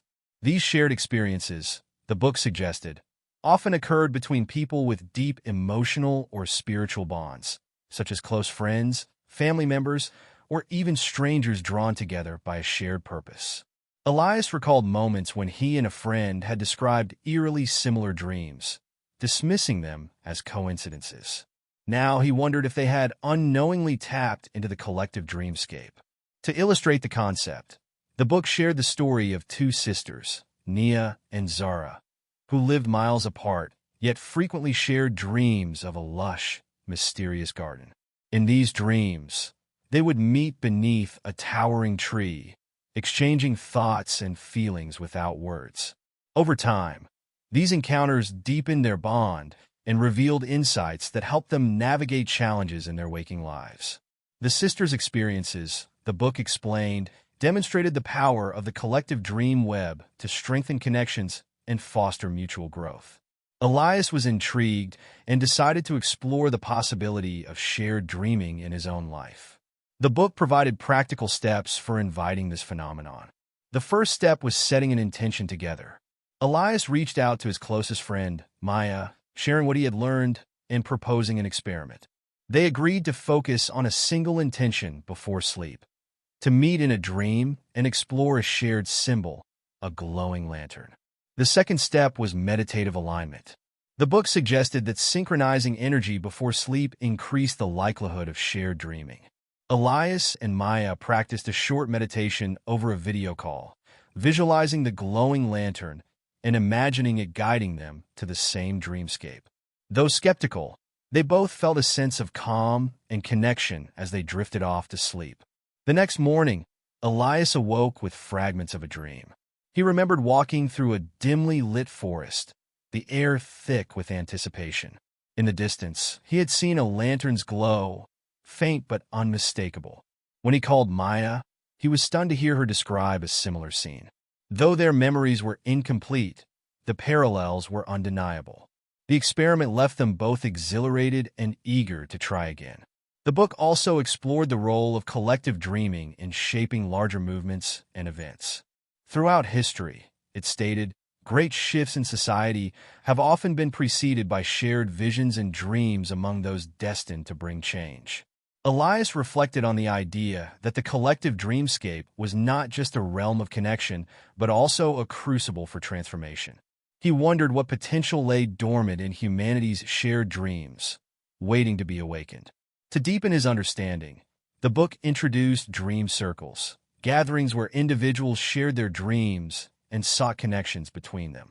These circles, the text explained, created a space for mutual support and discovery, amplifying the power of collective dreaming. Inspired, Elias decided to host a small dream circle with friends, inviting them to explore the web of collective dreams together. The gathering was both intimate and profound. Each participant shared a recent dream, and as they spoke, patterns began to emerge. Symbols like water, bridges, and keys appeared in multiple accounts, weaving a narrative that seemed greater than any single dreamer. The group speculated on the meaning of these symbols, finding insights that resonated deeply with their individual and shared experiences. The chapter introduced techniques for enhancing one's connection to the collective dreamscape, starting with dream anchors. These were physical objects or rituals that symbolized the intention to connect with others in the dream world. Elias chose a small crystal, keeping it beside his bed as a reminder of the web he was now part of. Each night he held the crystal, visualizing the glowing threads of the dream web and setting an intention to contribute positively to its energy. Another technique, dream weaving, encouraged dreamers to actively shape the collective dreamscape by visualizing harmonious and inspiring scenarios before sleep. The book explained that these intentional contributions could influence the web, creating ripples that reached other dreamers. Elias found this idea empowering, a way to contribute to something larger than himself even as he slept. The chapter also touched on the challenges of collective dreaming. Negative or chaotic energy, it warned, could sometimes seep into the web, creating unsettling or fragmented experiences. To navigate this, the book advised practices like energy cleansing and protective visualization, ensuring that one's connection to the web remained clear and balanced. Elias adopted these practices, finding them helpful not only for dreaming, but also for his waking life. By the end of the chapter, Elias felt a profound sense of belonging to something greater than himself. The web of collective dreams was not just an abstract concept, but a living, dynamic force, offering both guidance and connection. As he closed the book, he whispered an affirmation. "I am a thread in the web of collective dreams, open to its wisdom and committed to its harmony."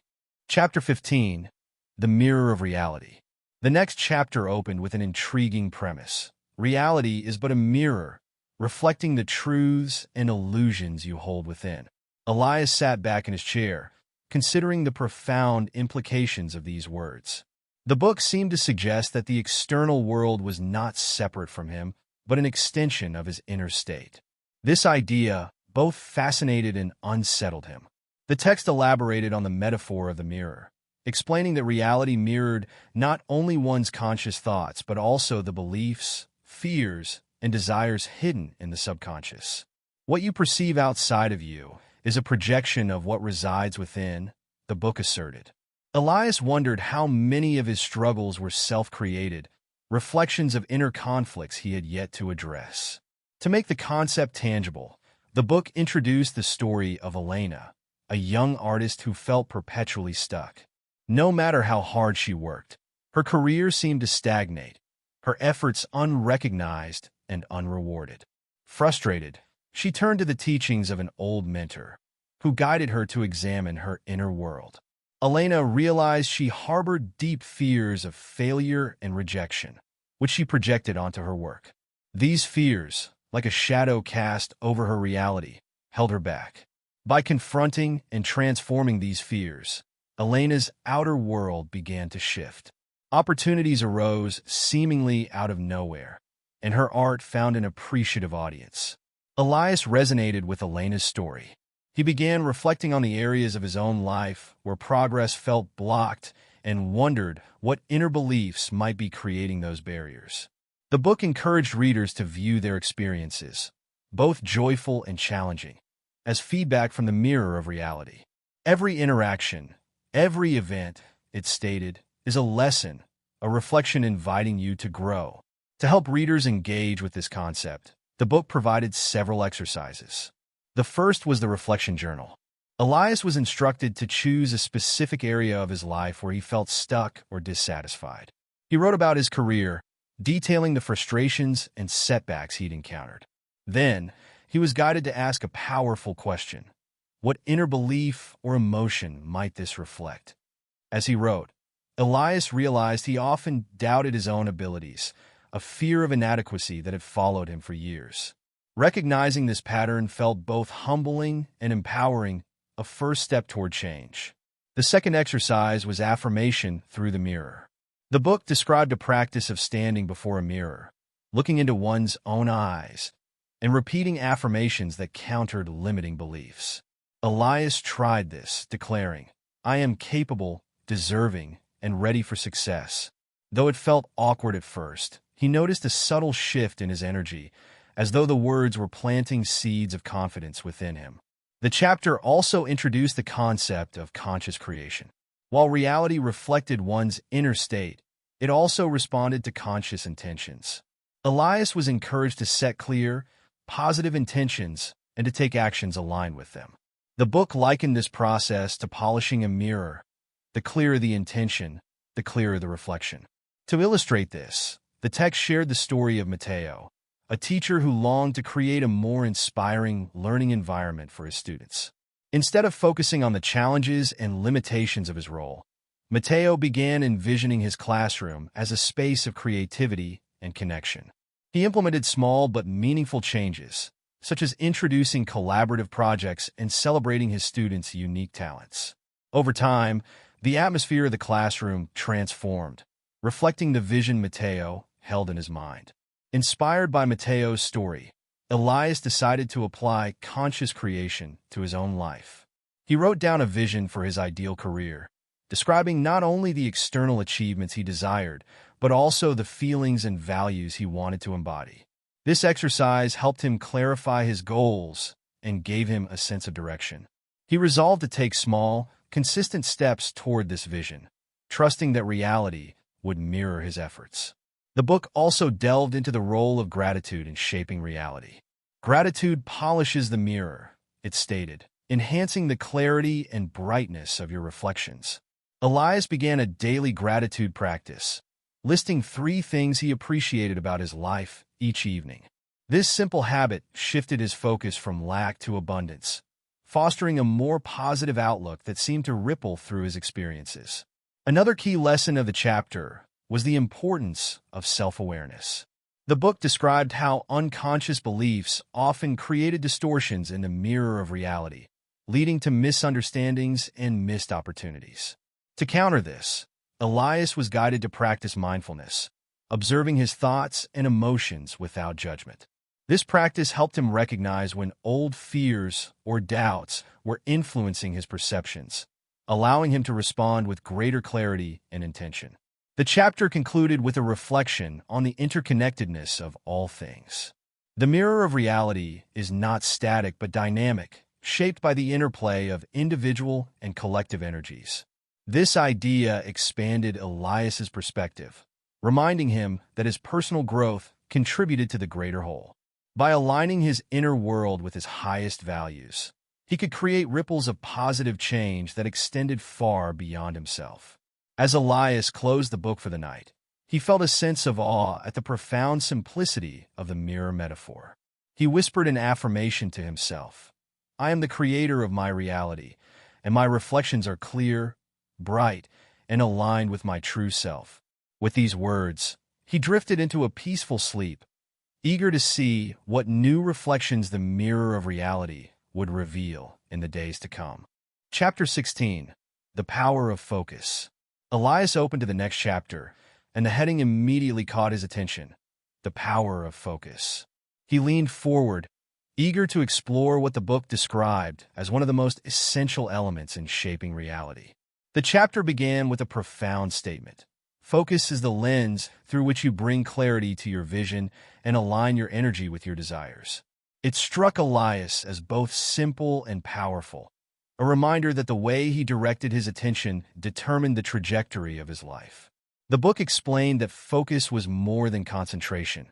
It was a deliberate act of choosing where to place one's energy and intention. In a world filled with distractions, it noted, mastering focus is the key to creating a reality aligned with your highest aspirations. Elias thought about how often his attention was pulled in multiple directions, leaving him feeling scattered and unfulfilled. The chapter introduced the concept of focused intention, a practice of channeling energy towards specific goals or desires. To illustrate this, the book shared the story of Dara, a struggling entrepreneur who had spent years trying to grow her business. Dara's efforts had been sporadic, her attention divided among too many ideas and opportunities. Frustrated, she decided to focus entirely on one core project, creating an innovative online course. By dedicating her energy and resources to this single goal, Durin not only brought her vision to life, but also attracted the support and recognition she had long sought. Her success, the book emphasized, was a direct result of her focused intention. Elias resonated with Dara's story and began reflecting on his own goals. He realized that his tendency to multitask often diluted his efforts, preventing him from achieving the results he desired. The book encouraged readers to identify their true north, the ultimate purpose or aspiration that served as a guiding star. Elias wrote in his journal, listing the goals that felt most meaningful to him. One stood out above the rest, completing a creative project he had dreamed of for years. To help readers cultivate focus, the chapter introduced several practices. The first was single-pointed attention, a technique borrowed from meditation. Elias was guided to choose a simple object, such as a candle flame, and concentrate on it for several minutes, letting all other thoughts fade away. This exercise, the book explained, trained the mind to resist distractions and maintain clarity. Though challenging at first, Elias found the practice surprisingly calming, as though his mind were learning to settle into a state of flow. The second practice was mindful prioritization. The book encouraged Elias to evaluate his daily activities and identify which ones truly aligned with his goals. It advised him to eliminate or delegate tasks that drained his energy without contributing to his vision. With this newfound clarity, Elias began restructuring his days, dedicating focused time blocks to his most important projects. The results were immediate.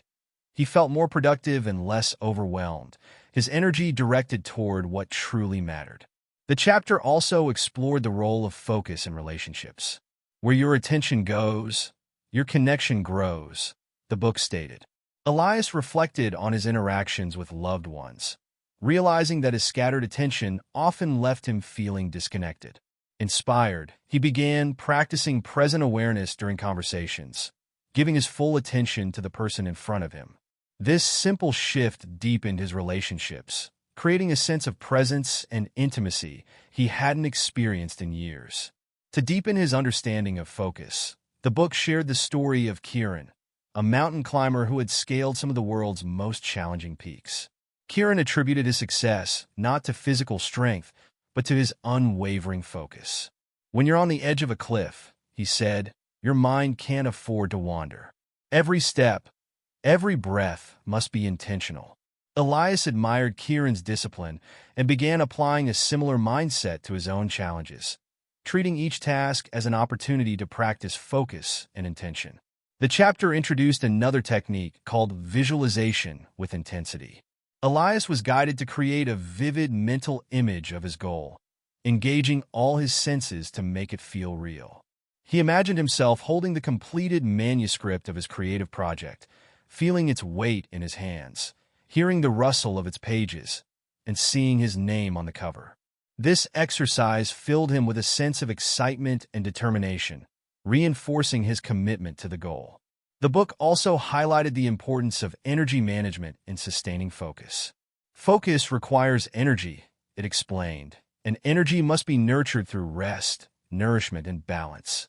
Elias was encouraged to adopt habits that supported his mental and physical well-being, such as regular exercise, healthy eating, and sufficient sleep.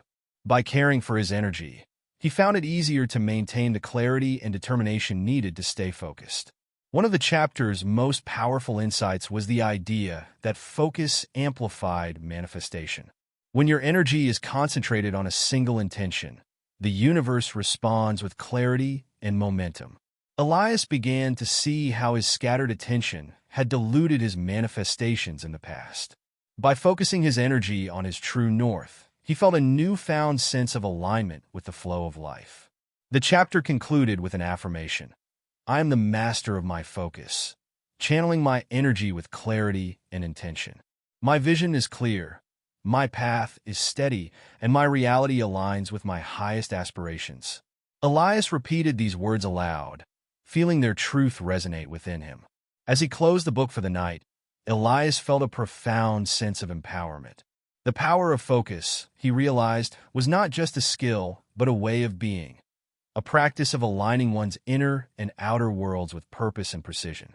With this understanding, he returned to his creative project, ready to approach it with renewed clarity and determination. Chapter 17, The Rhythm of Intentions. Elias felt an air of anticipation as he turned to the next chapter. The title, The Rhythm of Intentions, hinted at a harmony between thought and action, a balance he was eager to explore. The chapter began with a striking declaration. Intention is the heartbeat of creation, and rhythm is its lifeblood. This opening framed intention not as a fleeting thought, but as a continuous pulse that shaped one's reality over time. The text delved into the nature of intention, describing it as a bridge between the internal world of thoughts and the external world of actions. An intention, the book explained, is not just a wish. It is a commitment infused with purpose and energy. Elias paused to reflect on the difference. How often had he mistaken fleeting desires for true intentions? He realized that genuine intention required clarity, focus, and persistence. The book illustrated this idea with the story of Omar, a musician who dreamed of composing a symphony. Omar's initial attempts were erratic, his inspiration coming in bursts that quickly faded. Frustrated, he sought the guidance of a mentor who taught him to work with rhythm, not just in his music but in his approach to creation. By setting a consistent schedule, aligning his energy with his purpose, and taking deliberate steps each day, Omar gradually brought his vision to life. His symphony became a masterpiece, a testament to the power of rhythmic intention. Inspired by Omar's story, Elias decided to examine his own intentions. He identified a goal that had been on his mind for years, improving his physical health. While he made sporadic efforts, they often fizzled out, leaving him frustrated. The book encouraged him to align his intention with a rhythm, transforming it into a sustainable practice. The first step, according to the text, was establishing clarity. Elias was guided to articulate his goal with precision, answering questions like, what do I want to achieve? Why is it important to me? How will I measure progress? Writing in his journal, he outlined a clear vision. I want to build strength, energy, and resilience through regular exercise and mindful eating. This will enhance my overall well-being and empower me to pursue my passions. Next came creating a rhythm. The book emphasized the importance of consistency, likening intention to a seed that required regular nourishment. Elias designed a daily routine that included morning stretches, 3 weekly workouts, and mindful meal preparation. By embedding these practices into his schedule, he created a rhythm that supported his intention without overwhelming him. The chapter introduced the concept of synchronizing intentions with natural cycles. Elias was encouraged to align his efforts with the rhythms of nature, such as the rising and setting of the sun or the phases of the moon. This practice, the book explained, enhanced one's connection to the flow of life, making intentions feel more intuitive and sustainable. Elias began exercising at sunrise, finding that the morning light energized him and set a positive tone for the day. The book also explored the role of micro-intentions, small, moment-to-moment choices that aligned with one's larger goals. Elias realized that every decision, what to eat, whether to take the stairs or the elevator, how to spend a spare hour, was an opportunity to reinforce his intention. By approaching these choices with mindfulness, he found himself making healthier decisions with ease. To deepen his understanding, the text shared the story of Alina, a gardener who used rhythmic intentions to transform a barren plot of land into a thriving oasis. Alina began by visualizing the garden she wanted to create, then broke the process into manageable steps. Each day, she dedicated an hour to planting, watering, or weeding, trusting that her consistent efforts would yield results. Over time, her garden flourished, a living symbol of the power of aligned intention and rhythm. Elias found Alina's story inspiring and began to see his own efforts as a form of cultivation. Just as a garden required patience and care, so too did his intentions. He adopted a mantra from the book: small steps, taken consistently, create monumental change. This mindset helped him stay motivated, even on days when progress felt slow. The chapter introduced another practice: harmonizing multiple intentions. The book acknowledged that individuals often held multiple goals and desires, which could sometimes feel conflicting. To address this, Elias was guided to identify the core values underlying his intentions and find ways to integrate them. For instance, he realized that his desire for health, creativity, and connection all stemmed from a deeper value, vitality. By focusing on this shared foundation, he was able to harmonize his efforts, ensuring that his actions supported all his goals simultaneously. The text also explored the role of celebration and reflection in maintaining rhythm. Elias was encouraged to acknowledge his progress regularly, celebrating even small milestones.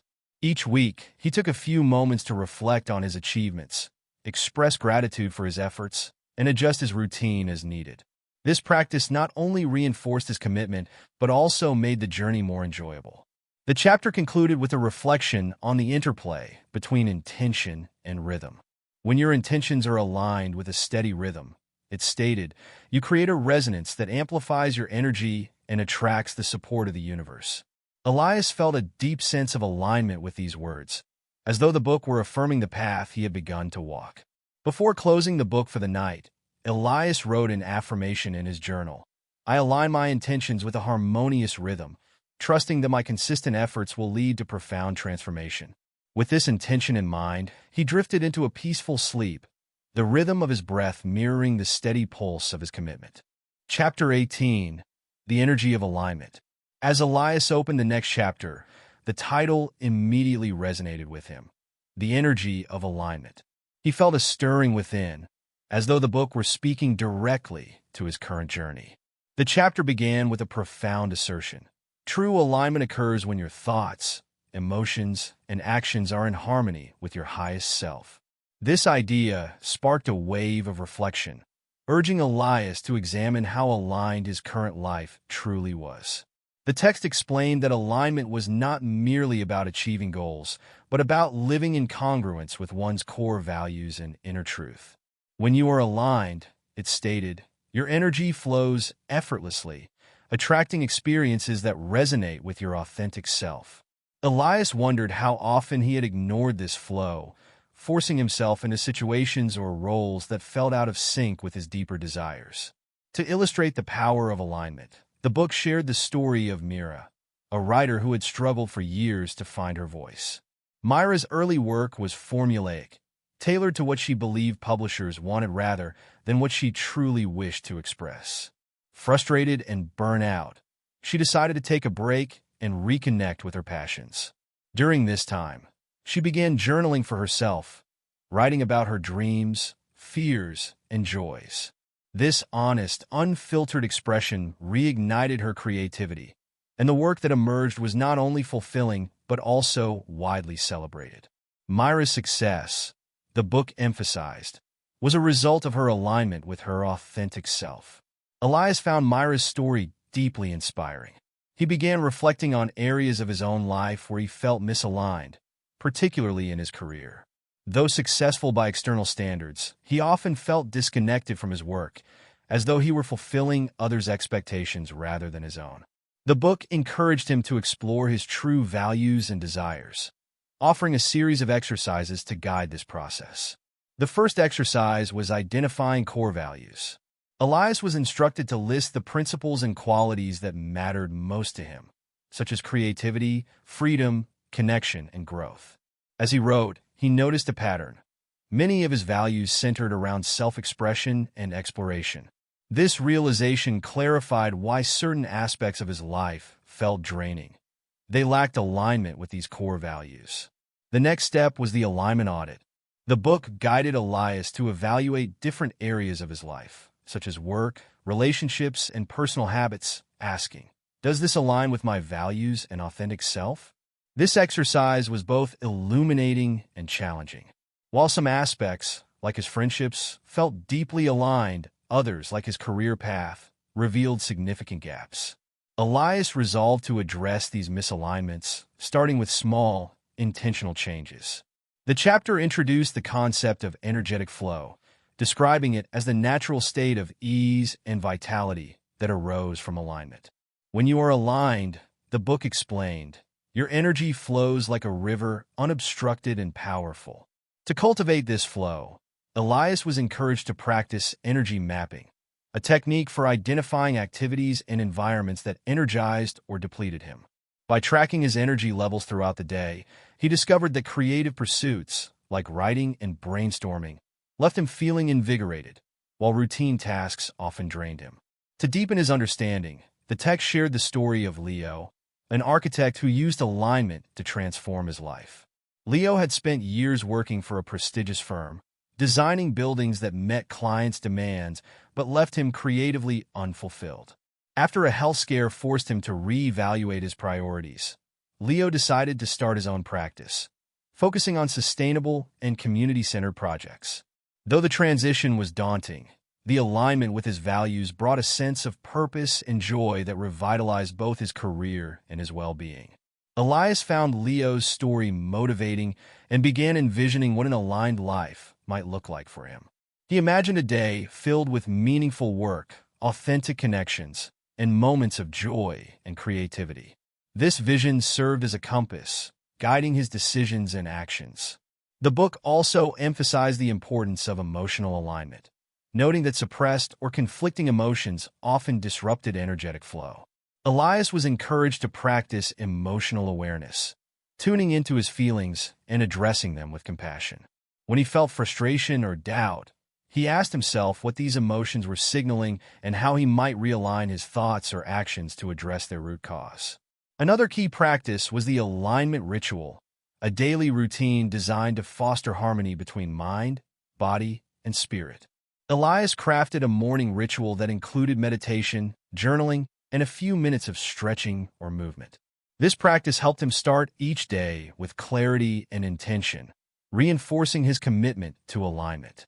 The chapter concluded with a reflection on the interconnectedness of alignment and manifestation. When you are aligned, the book stated, your desires manifest with ease, for they are not born of ego, but of your highest truth.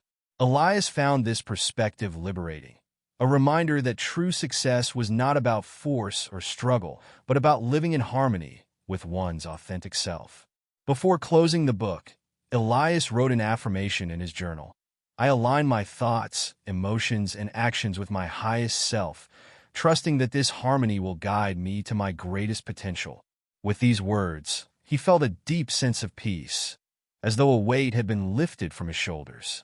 That night, Elias dreamed of a river flowing effortlessly through a lush, vibrant landscape. As he stood on its banks, he felt the water's energy resonate within him, a reflection of the alignment he was beginning to cultivate in his own life. Chapter 19. The Bridge Between Thought and Reality. As Elias delved into the next chapter, the title, The Bridge Between Thought and Reality, immediately caught his attention. It promised to unravel the mysteries of how intangible ideas transformed into tangible experiences. The opening lines set the tone. Your thoughts are the architects of your reality, but it is action that lays the bricks. The bridge between the two is built through intention, focus, and persistence. Elias leaned back, reflecting on the countless ideas he had conceived but never acted upon. He began to understand that the gap between thought and reality was not insurmountable, but required deliberate effort and consistency to bridge. The text explained that the process of manifesting reality began with clarity. A vague thought creates a vague outcome, the book emphasized. The clearer your vision, the stronger the foundation of the bridge. Elias was guided to refine his intentions, crafting them into vivid mental images that captured every detail of what he wanted to create. To illustrate this principle, the book shared the story of Amara, a young inventor who dreamed of designing sustainable energy solutions. For years, Amara's ideas remained abstract, floating in the realm of possibility. It wasn't until she committed to creating a detailed blueprint and taking small, consistent steps that her vision began to take shape. Over time, her inventions gained recognition, transforming her dream into a reality that benefited countless communities.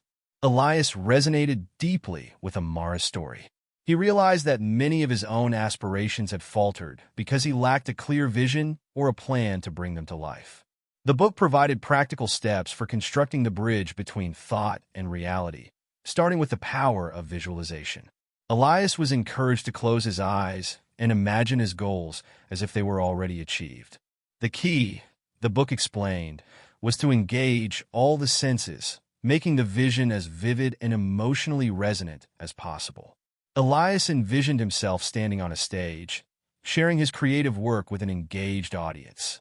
He felt the warmth of the spotlight, heard the applause, and experienced a deep sense of fulfillment. This exercise not only energized him, but also made his goal feel attainable. The next step was taking aligned action. The book emphasized that even the most vivid vision required tangible steps to materialize. The bridge is built one brick at a time, it stated, urging Elias to break his goal into smaller, manageable tasks. He created a list of actions, starting with researching opportunities to share his work and reaching out to mentors for guidance. To maintain momentum, the chapter introduced the concept of the action-reflection loop. This practice involved regularly assessing one's progress, celebrating small victories, and adjusting strategies as needed. Elias began setting aside time each week to review his efforts, reflecting on what worked and what didn't. This iterative approach helped him stay focused while remaining flexible. The book also explored the role of belief in bridging thought and reality. Your beliefs shape your actions, and your actions shape your world, it explained. Elias was encouraged to examine his beliefs about his goals, identifying any doubts or fears that might hinder his progress. By replacing limiting beliefs with empowering ones, he strengthened his foundation and approached his tasks with greater confidence. To deepen his understanding, the book shared the story of Javier, a teacher who used belief and action to revolutionize education in his community. Javier's initial idea, to create an inclusive learning environment, seemed overwhelming at first. But by aligning his beliefs with his vision and taking consistent steps, he gradually built a network of supporters, securing resources and transforming his school into a model of innovation. His story reminded Elias that small, purposeful actions could create significant change over time. Another key practice introduced in the chapter was anchoring the vision. Elias was guided to create a physical reminder of his goal, such as a vision board or an object that symbolized his intention. He chose a smooth, polished stone that fit comfortably in his hand, carving a simple symbol into its surface. This stone became a daily reminder of his commitment to bridging thought and reality. The book also highlighted the importance of gratitude and acknowledgement. Every step you take is an accomplishment, it stated, encouraging Elias to celebrate his progress. By acknowledging his efforts, he cultivated a sense of gratitude that fueled his motivation. Each evening, he wrote down 3 things he had achieved that day, no matter how small. This practice helped him stay focused on the positive and maintain momentum. The chapter concluded with a reflection on the interplay between effort and surrender.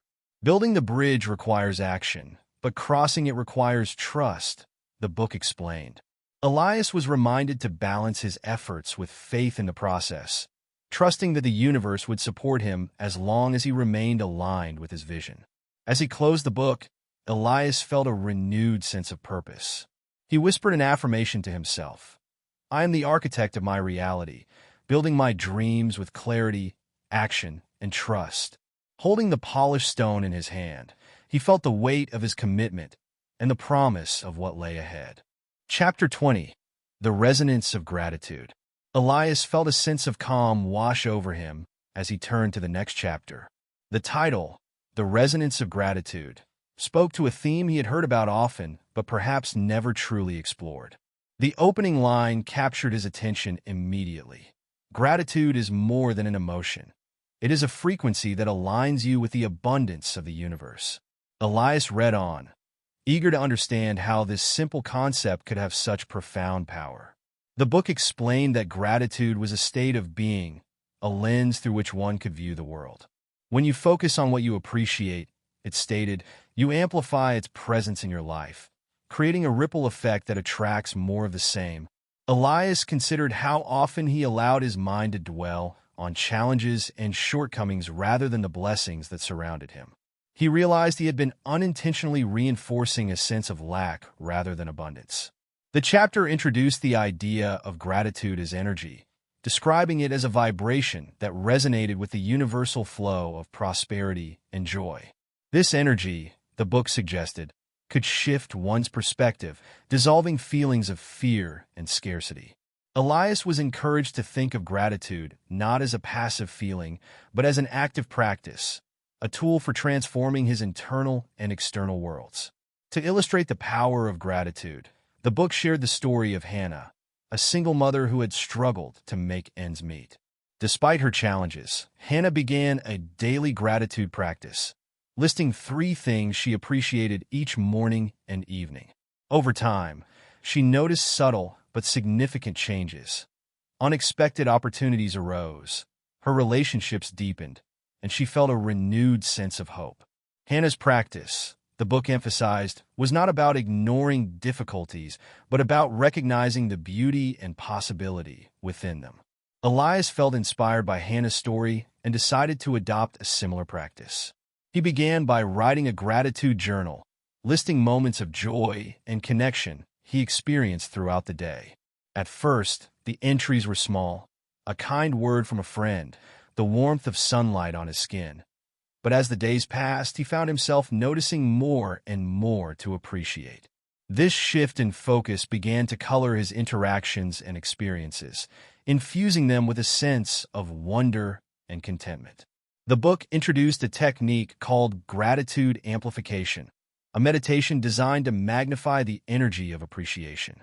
Elias was guided to close his eyes and recall a moment for which he felt deeply grateful. As he immersed himself in the memory, he was encouraged to expand the feeling, imagining it radiating outward like ripples in a pond.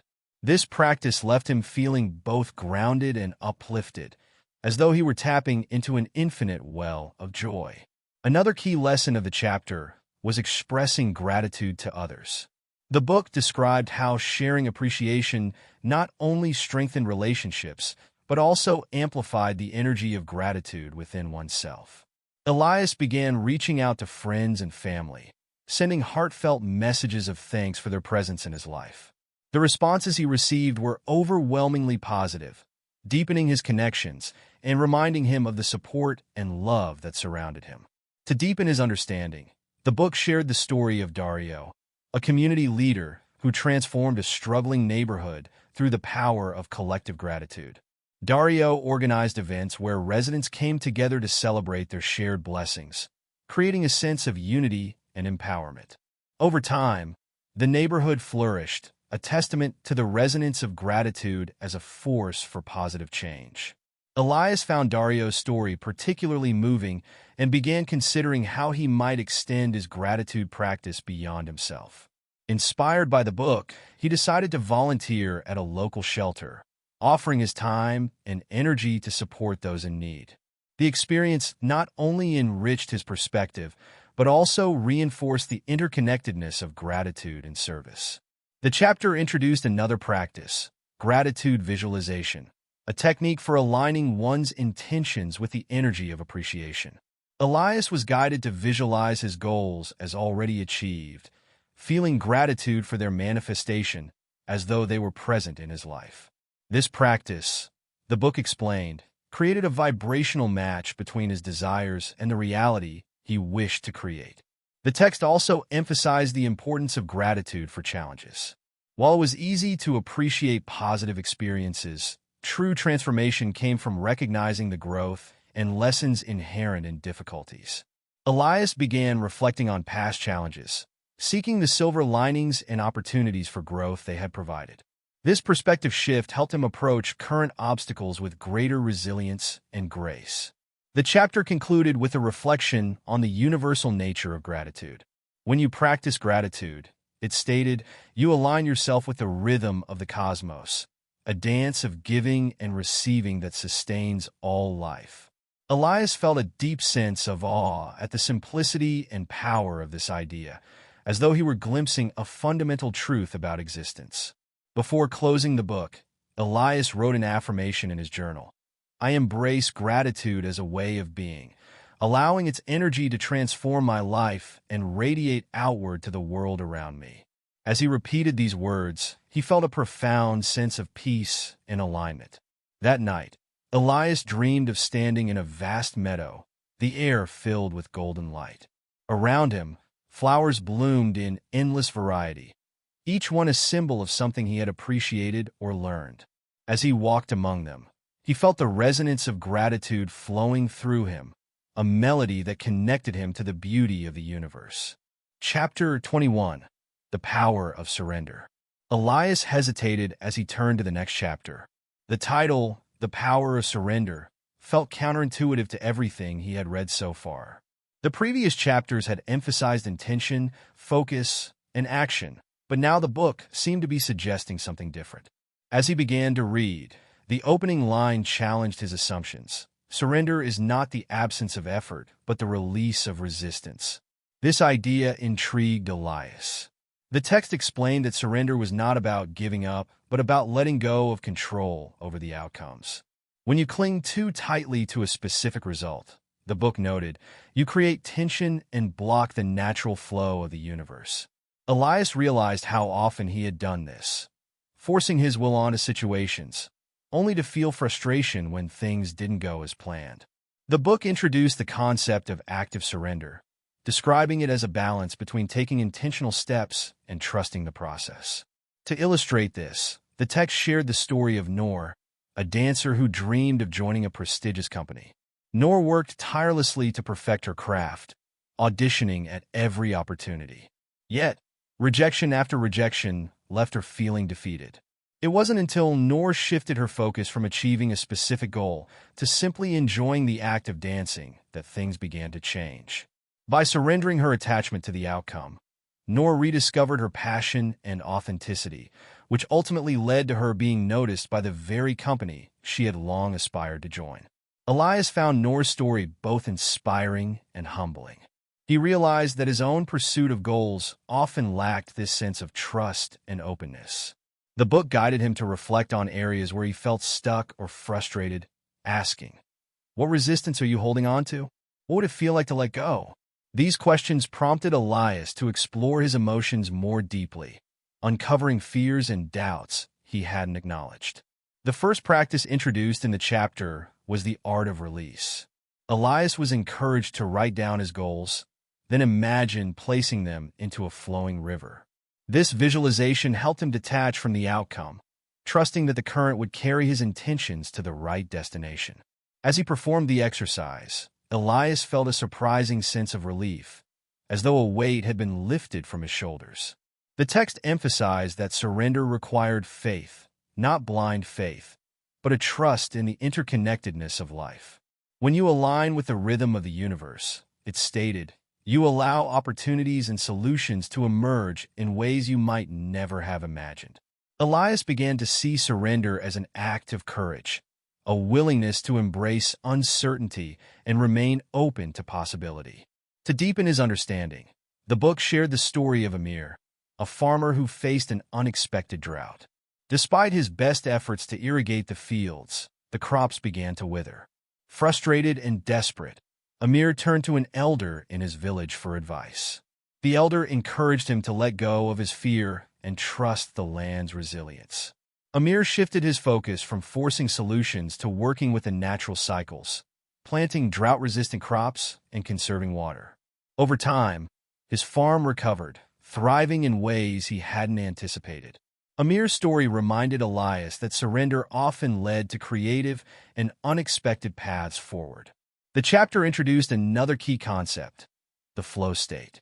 Elias was guided to identify activities where he felt fully immersed and present, such as writing or hiking.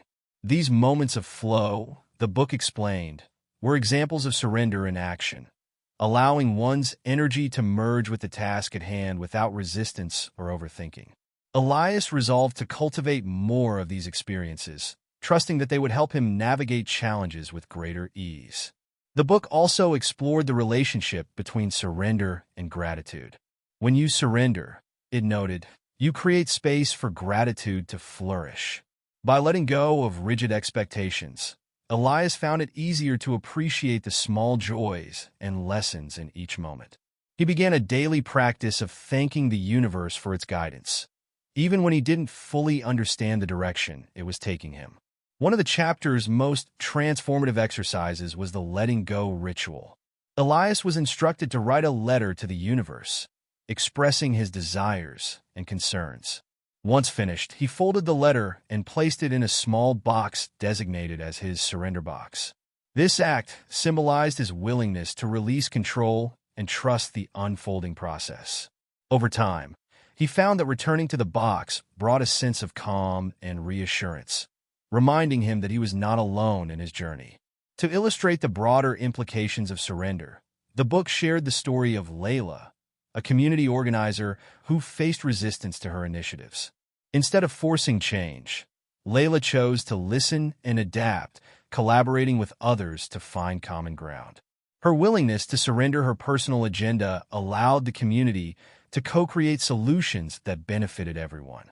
Layla's story reminded Elias that surrender was not a passive act, but a powerful way to invite cooperation and harmony. The chapter concluded with a reflection on the paradox of surrender. In letting go, you gain. In yielding, you find strength. In trusting, you discover the path. Elias felt a profound sense of clarity as he absorbed these words. He realized that surrender was not a sign of weakness, but an acknowledgement of the universe's vast wisdom. Before closing the book, Elias wrote an affirmation in his journal. I release resistance and trust the flow of life. My intentions are guided, and my path unfolds with grace.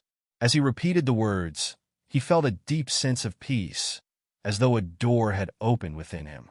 That night, Elias dreamed of a gentle river winding through a luminous forest. He stood on its banks, watching the water carry leaves and petals downstream.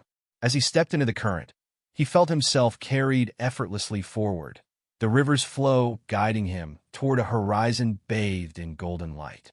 The dream left him with a sense of surrender's power, a reminder that sometimes the best way forward was to let go and trust the journey. Chapter 22. The Language of Energy. Elias turned to the next chapter with a sense of curiosity and intrigue. The title, The Language of Energy, hinted at an unseen world of vibrations and frequencies, a realm where communication transcended words and actions.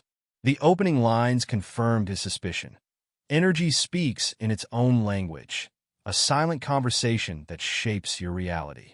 To understand it is to unlock the hidden patterns of life.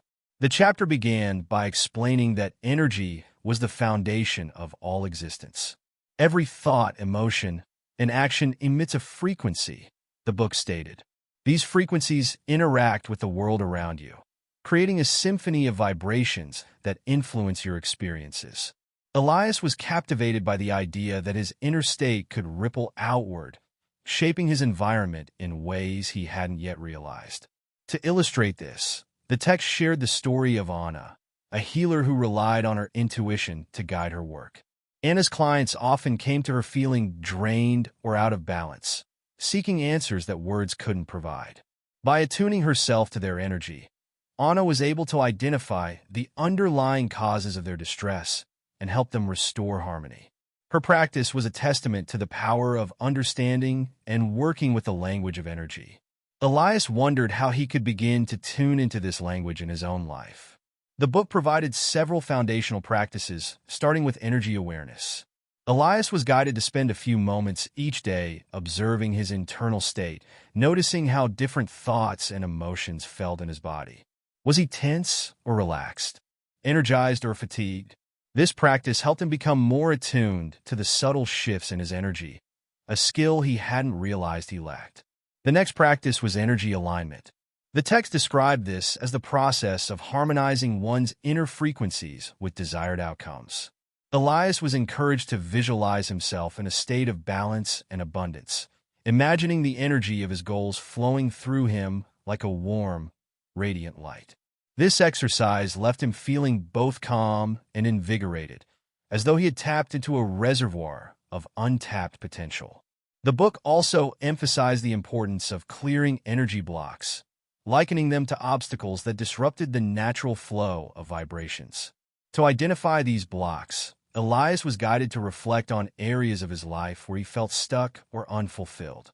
By journaling about his fears, doubts, and unresolved emotions, he began to uncover patterns that had been holding him back. The book suggested visualization techniques to release these blocks, such as imagining them dissolving into a stream of light. To deepen his understanding, the chapter introduced the concept of energy exchanges. It explained that every interaction, whether with people, environments, or objects, involved an exchange of energy. Be mindful of the energy you give and receive, the book advised. Elias began to reflect on his relationships, noticing how some interactions left him feeling uplifted while others drained him. He resolved to protect his energy by setting boundaries and prioritizing connections that nurtured his well-being. The text shared the story of Mateo, a teacher who transformed his classroom by understanding the energy of his students. Mateo noticed that the dynamics of the group shifted depending on his own mood and approach. By cultivating a calm and positive presence, he created an environment where students felt safe, motivated, and engaged. Mateo's story inspired Elias to consider how his own energy might influence the spaces and people around him. The chapter introduced another key idea: energy amplification. This concept described how focused intention could magnify the impact of one's energy. Elias was guided to choose a specific goal and spend a few minutes each day visualizing it with intense clarity and emotion. By aligning his energy with his vision, he felt a renewed sense of determination and purpose. The book also explored the role of energy protection. It warned that negative influences could disrupt one's frequency, creating feelings of heaviness or stagnation. To counter this, Elias was encouraged to practice grounding techniques, such as walking barefoot on the earth or imagining roots extending from his feet into the ground. These practices helped him feel anchored and resilient, even in challenging situations. One of the most profound lessons of the chapter was the idea of energy reciprocity. The book explained that energy flowed in cycles of giving and receiving, urging Elias to maintain a balance between the two. He began seeking ways to contribute positively to others' lives, whether through acts of kindness, encouragement, or simply being present. At the same time, he allowed himself to receive support and gratitude from those around him, recognizing that this exchange was vital to the flow of energy. The chapter concluded with a reflection on the universality of energy. Energy connects all things, the book stated. When you learn its language, you become a co-creator of the symphony of life. Elias felt a sense of awe at the interconnectedness of existence, as though he were part of a vast, intricate web of vibrations. Before closing the book, Elias wrote an affirmation in his journal: "I am attuned to the language of energy, harmonizing my frequencies with the flow of the universe." As he repeated the words, he felt a subtle shift within, a deepening connection to the unseen forces that shaped his reality. That night, Elias dreamed of standing in a vast, glowing field where every blade of grass hummed with a unique vibration. As he moved through the field, he felt the resonance of each frequency, a harmonious melody that filled him with peace and clarity. The dream left him with a profound sense of wonder, a reminder of the limitless potential that lay within the language of energy. Chapter 23: The Dance of Intuition. Elias felt a subtle thrill as he turned the page to the next chapter. The title, The Dance of Intuition, immediately piqued his curiosity. Intuition had always been a mysterious concept to him, a fleeting whisper he often ignored. The opening line seemed to speak directly to his hesitation. Intuition is not a random spark, but a profound connection to the wisdom that resides within and beyond you. To dance with it is to trust its rhythm. The text described intuition as a bridge between the conscious mind and the deeper layers of awareness. Intuition speaks through feelings, symbols, and subtle nudges, it explained. When you quiet the noise of doubt and distraction, its voice becomes clearer. Elias paused to reflect on times when he had acted on a gut feeling, marveling at how often those decisions had led to unexpectedly positive outcomes. To illustrate the power of intuition, the book shared the story of Camille, an archaeologist who discovered an ancient artifact in a remote desert. Camille had followed a hunch, venturing to a site that others had dismissed as unremarkable. Her intuition guided her to a hidden chamber, where she unearthed relics that reshaped the understanding of an ancient civilization. Camille's story reminded Elias that intuition was not just a fleeting sense, but a guiding force that often defied logic. Eager to tap into this inner wisdom, Elias turned to the practices outlined in the chapter. The first exercise was quieting the mind, a meditation designed to create space for intuitive insights. Elias was guided to sit in stillness, focusing on his breath and allowing his thoughts to settle like sediment in a stream. As his mind grew quieter, he noticed a subtle sense of clarity, as though his inner voice were waiting patiently to be heard. The next practice was listening to the body. The book described how intuition often communicated through physical sensations, a tightness in the chest, a flutter in the stomach, or a sense of ease. Elias began paying closer attention to these signals, using them as a compass to navigate decisions. When faced with a choice, he would ask himself how each option felt in his body, trusting the sensations to guide him. The chapter also introduced the concept of symbolic messages. The book encouraged Elias to remain open to signs and patterns in his environment, viewing them as messages from his intuition. To practice this, he kept a journal of recurring symbols and synchronicities, noting how they corresponded to his thoughts and experiences. Over time, he began to see connections he hadn't noticed before, as though the universe were speaking in a language of symbols. To deepen his understanding, the text shared the story of Matteo, a chef who relied on intuition to create his signature dishes. Matteo described how he often felt the flavors and combinations before he even began cooking. By trusting his instincts, he created meals that delighted and inspired his guests. Matteo's story reminded Elias that intuition was not confined to grand decisions, but could enrich everyday experiences as well. The book emphasized the importance of balancing intuition and reason. While intuition provided guidance, reason helped refine and implement its insights. Elias was encouraged to view the two as partners, each enhancing the other's strengths. This balance, the book explained, allowed for both creativity and practicality, ensuring that intuitive ideas could be brought to life effectively. Another key lesson was trusting the first impression. The text noted that intuitive insights often arrived quickly, before doubt or analysis could cloud them. Elias began experimenting with this principle, acting on his initial impressions in small, low-stakes situations. He was surprised by how often these decisions felt right, reinforcing his confidence in his intuitive abilities. The chapter introduced the practice of intuitive inquiry, a method for seeking guidance from within. Elias was guided to pose a question, such as, "What is my next step?" Then sit quietly and allow the answer to arise. The key, the book emphasized, was to remain open and patient, trusting that the response would come in its own time. This practice helped Elias access insights he hadn't been able to reach through logical analysis alone. The text also explored the role of creative expression in enhancing intuition. Activities like painting, journaling, or improvising music, the book explained, allowed the subconscious mind to surface its wisdom.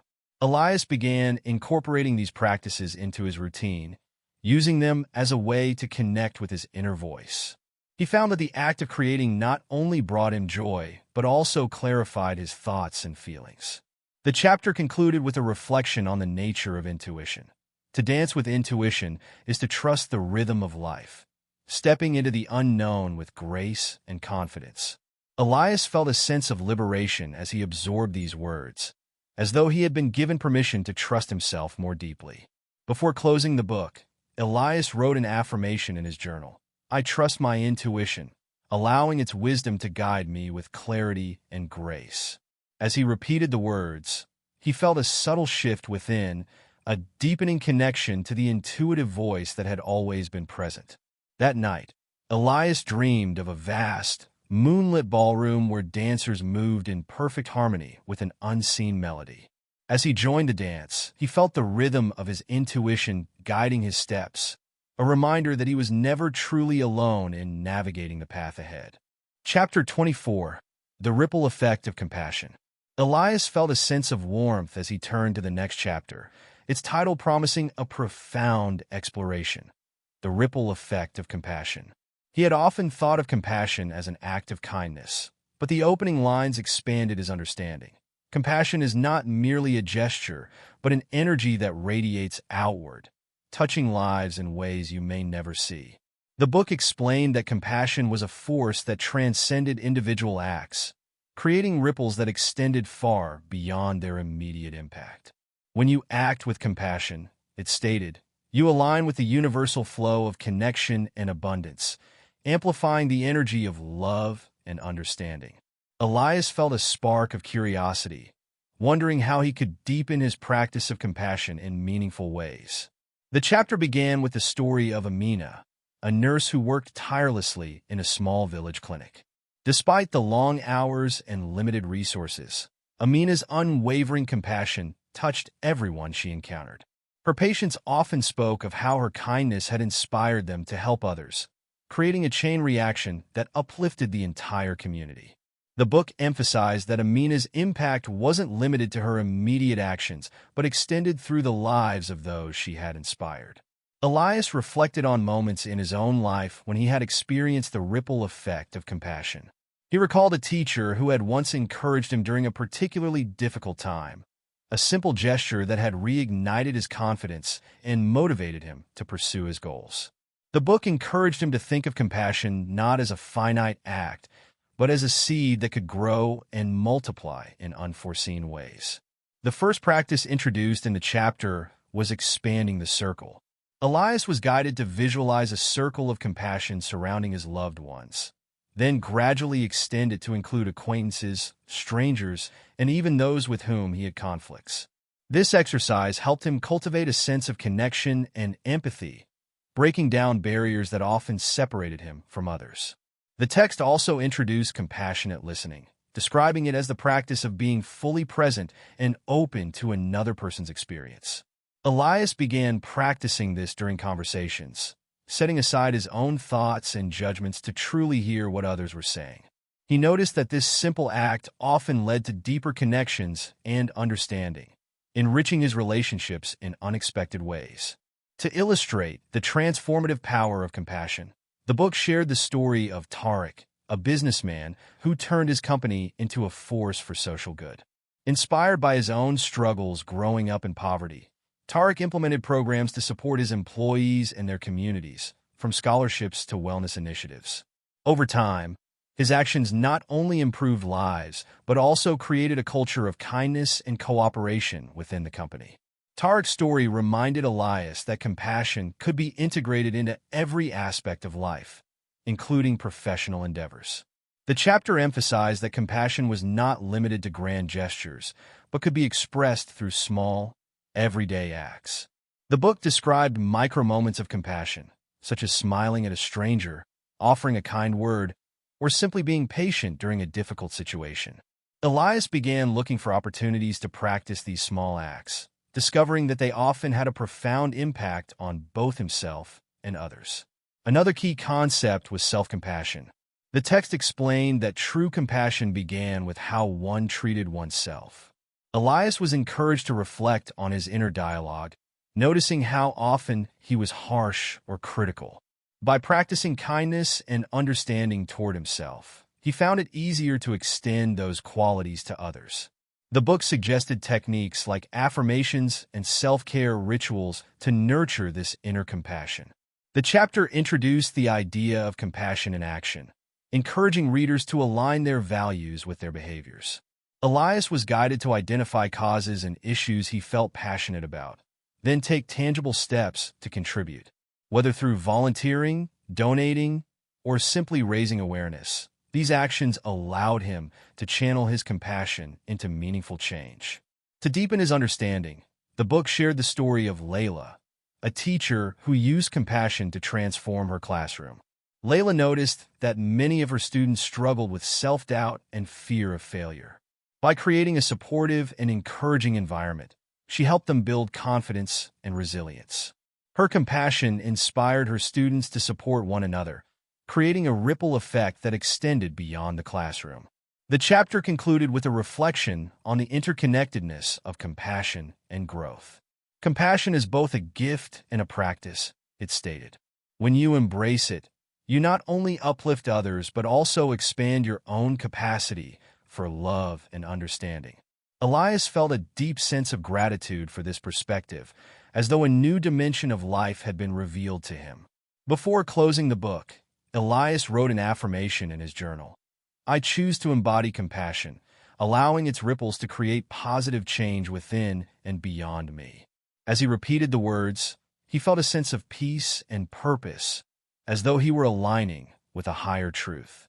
That night, Elias dreamed of standing by a serene lake, its surface reflecting the sky.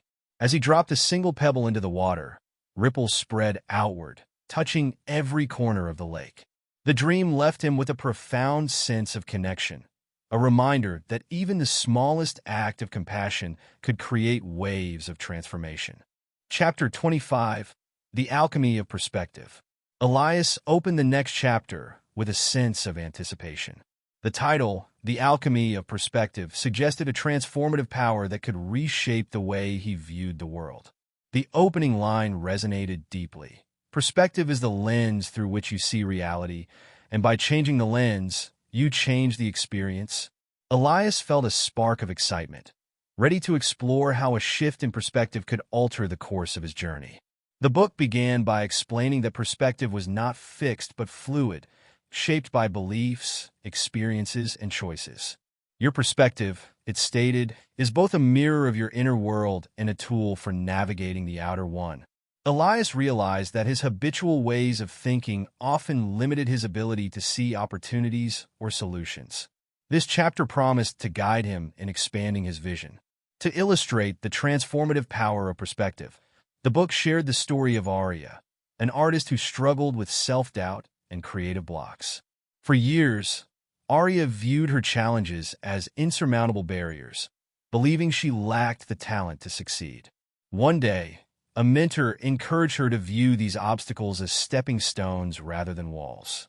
This simple shift in perspective unlocked her creativity, allowing her to see mistakes as opportunities for growth and experimentation. Over time, Arya's work flourished, and her renewed outlook inspired others to embrace their own journeys. Elias found Arya's story deeply inspiring. He began reflecting on areas in his life where a change in perspective might bring clarity or motivation. The book guided him through a series of practices designed to cultivate this alchemical shift. The first practice was reframing challenges. Elias was encouraged to choose a situation he found difficult and ask himself, what lesson or opportunity does this challenge offer? By shifting his focus from the problem to its potential benefits, he discovered new ways to approach it. For example, a conflict at work became an opportunity to improve communication and build stronger relationships with his colleagues. The next exercise was gratitude for contrast. The book explained that contrasting experiences, such as joy and sorrow, success and failure, were essential for growth. Elias was guided to reflect on moments of difficulty and identify how they had shaped his character or taught him valuable lessons. This practice helped him see life's ups and downs as complementary forces rather than opposites. The chapter also introduced the observer's perspective. Elias was guided to imagine himself as an impartial observer, watching his life unfold from a distance. This exercise allowed him to detach from emotional reactions and view situations with greater clarity and objectivity. By stepping into the role of the observer, he gained insights that were previously obscured by his attachments and biases. To deepen his understanding, the book shared the story of Malik, a traveler who transformed his life through perspective. After losing his job, Malik initially felt defeated and directionless.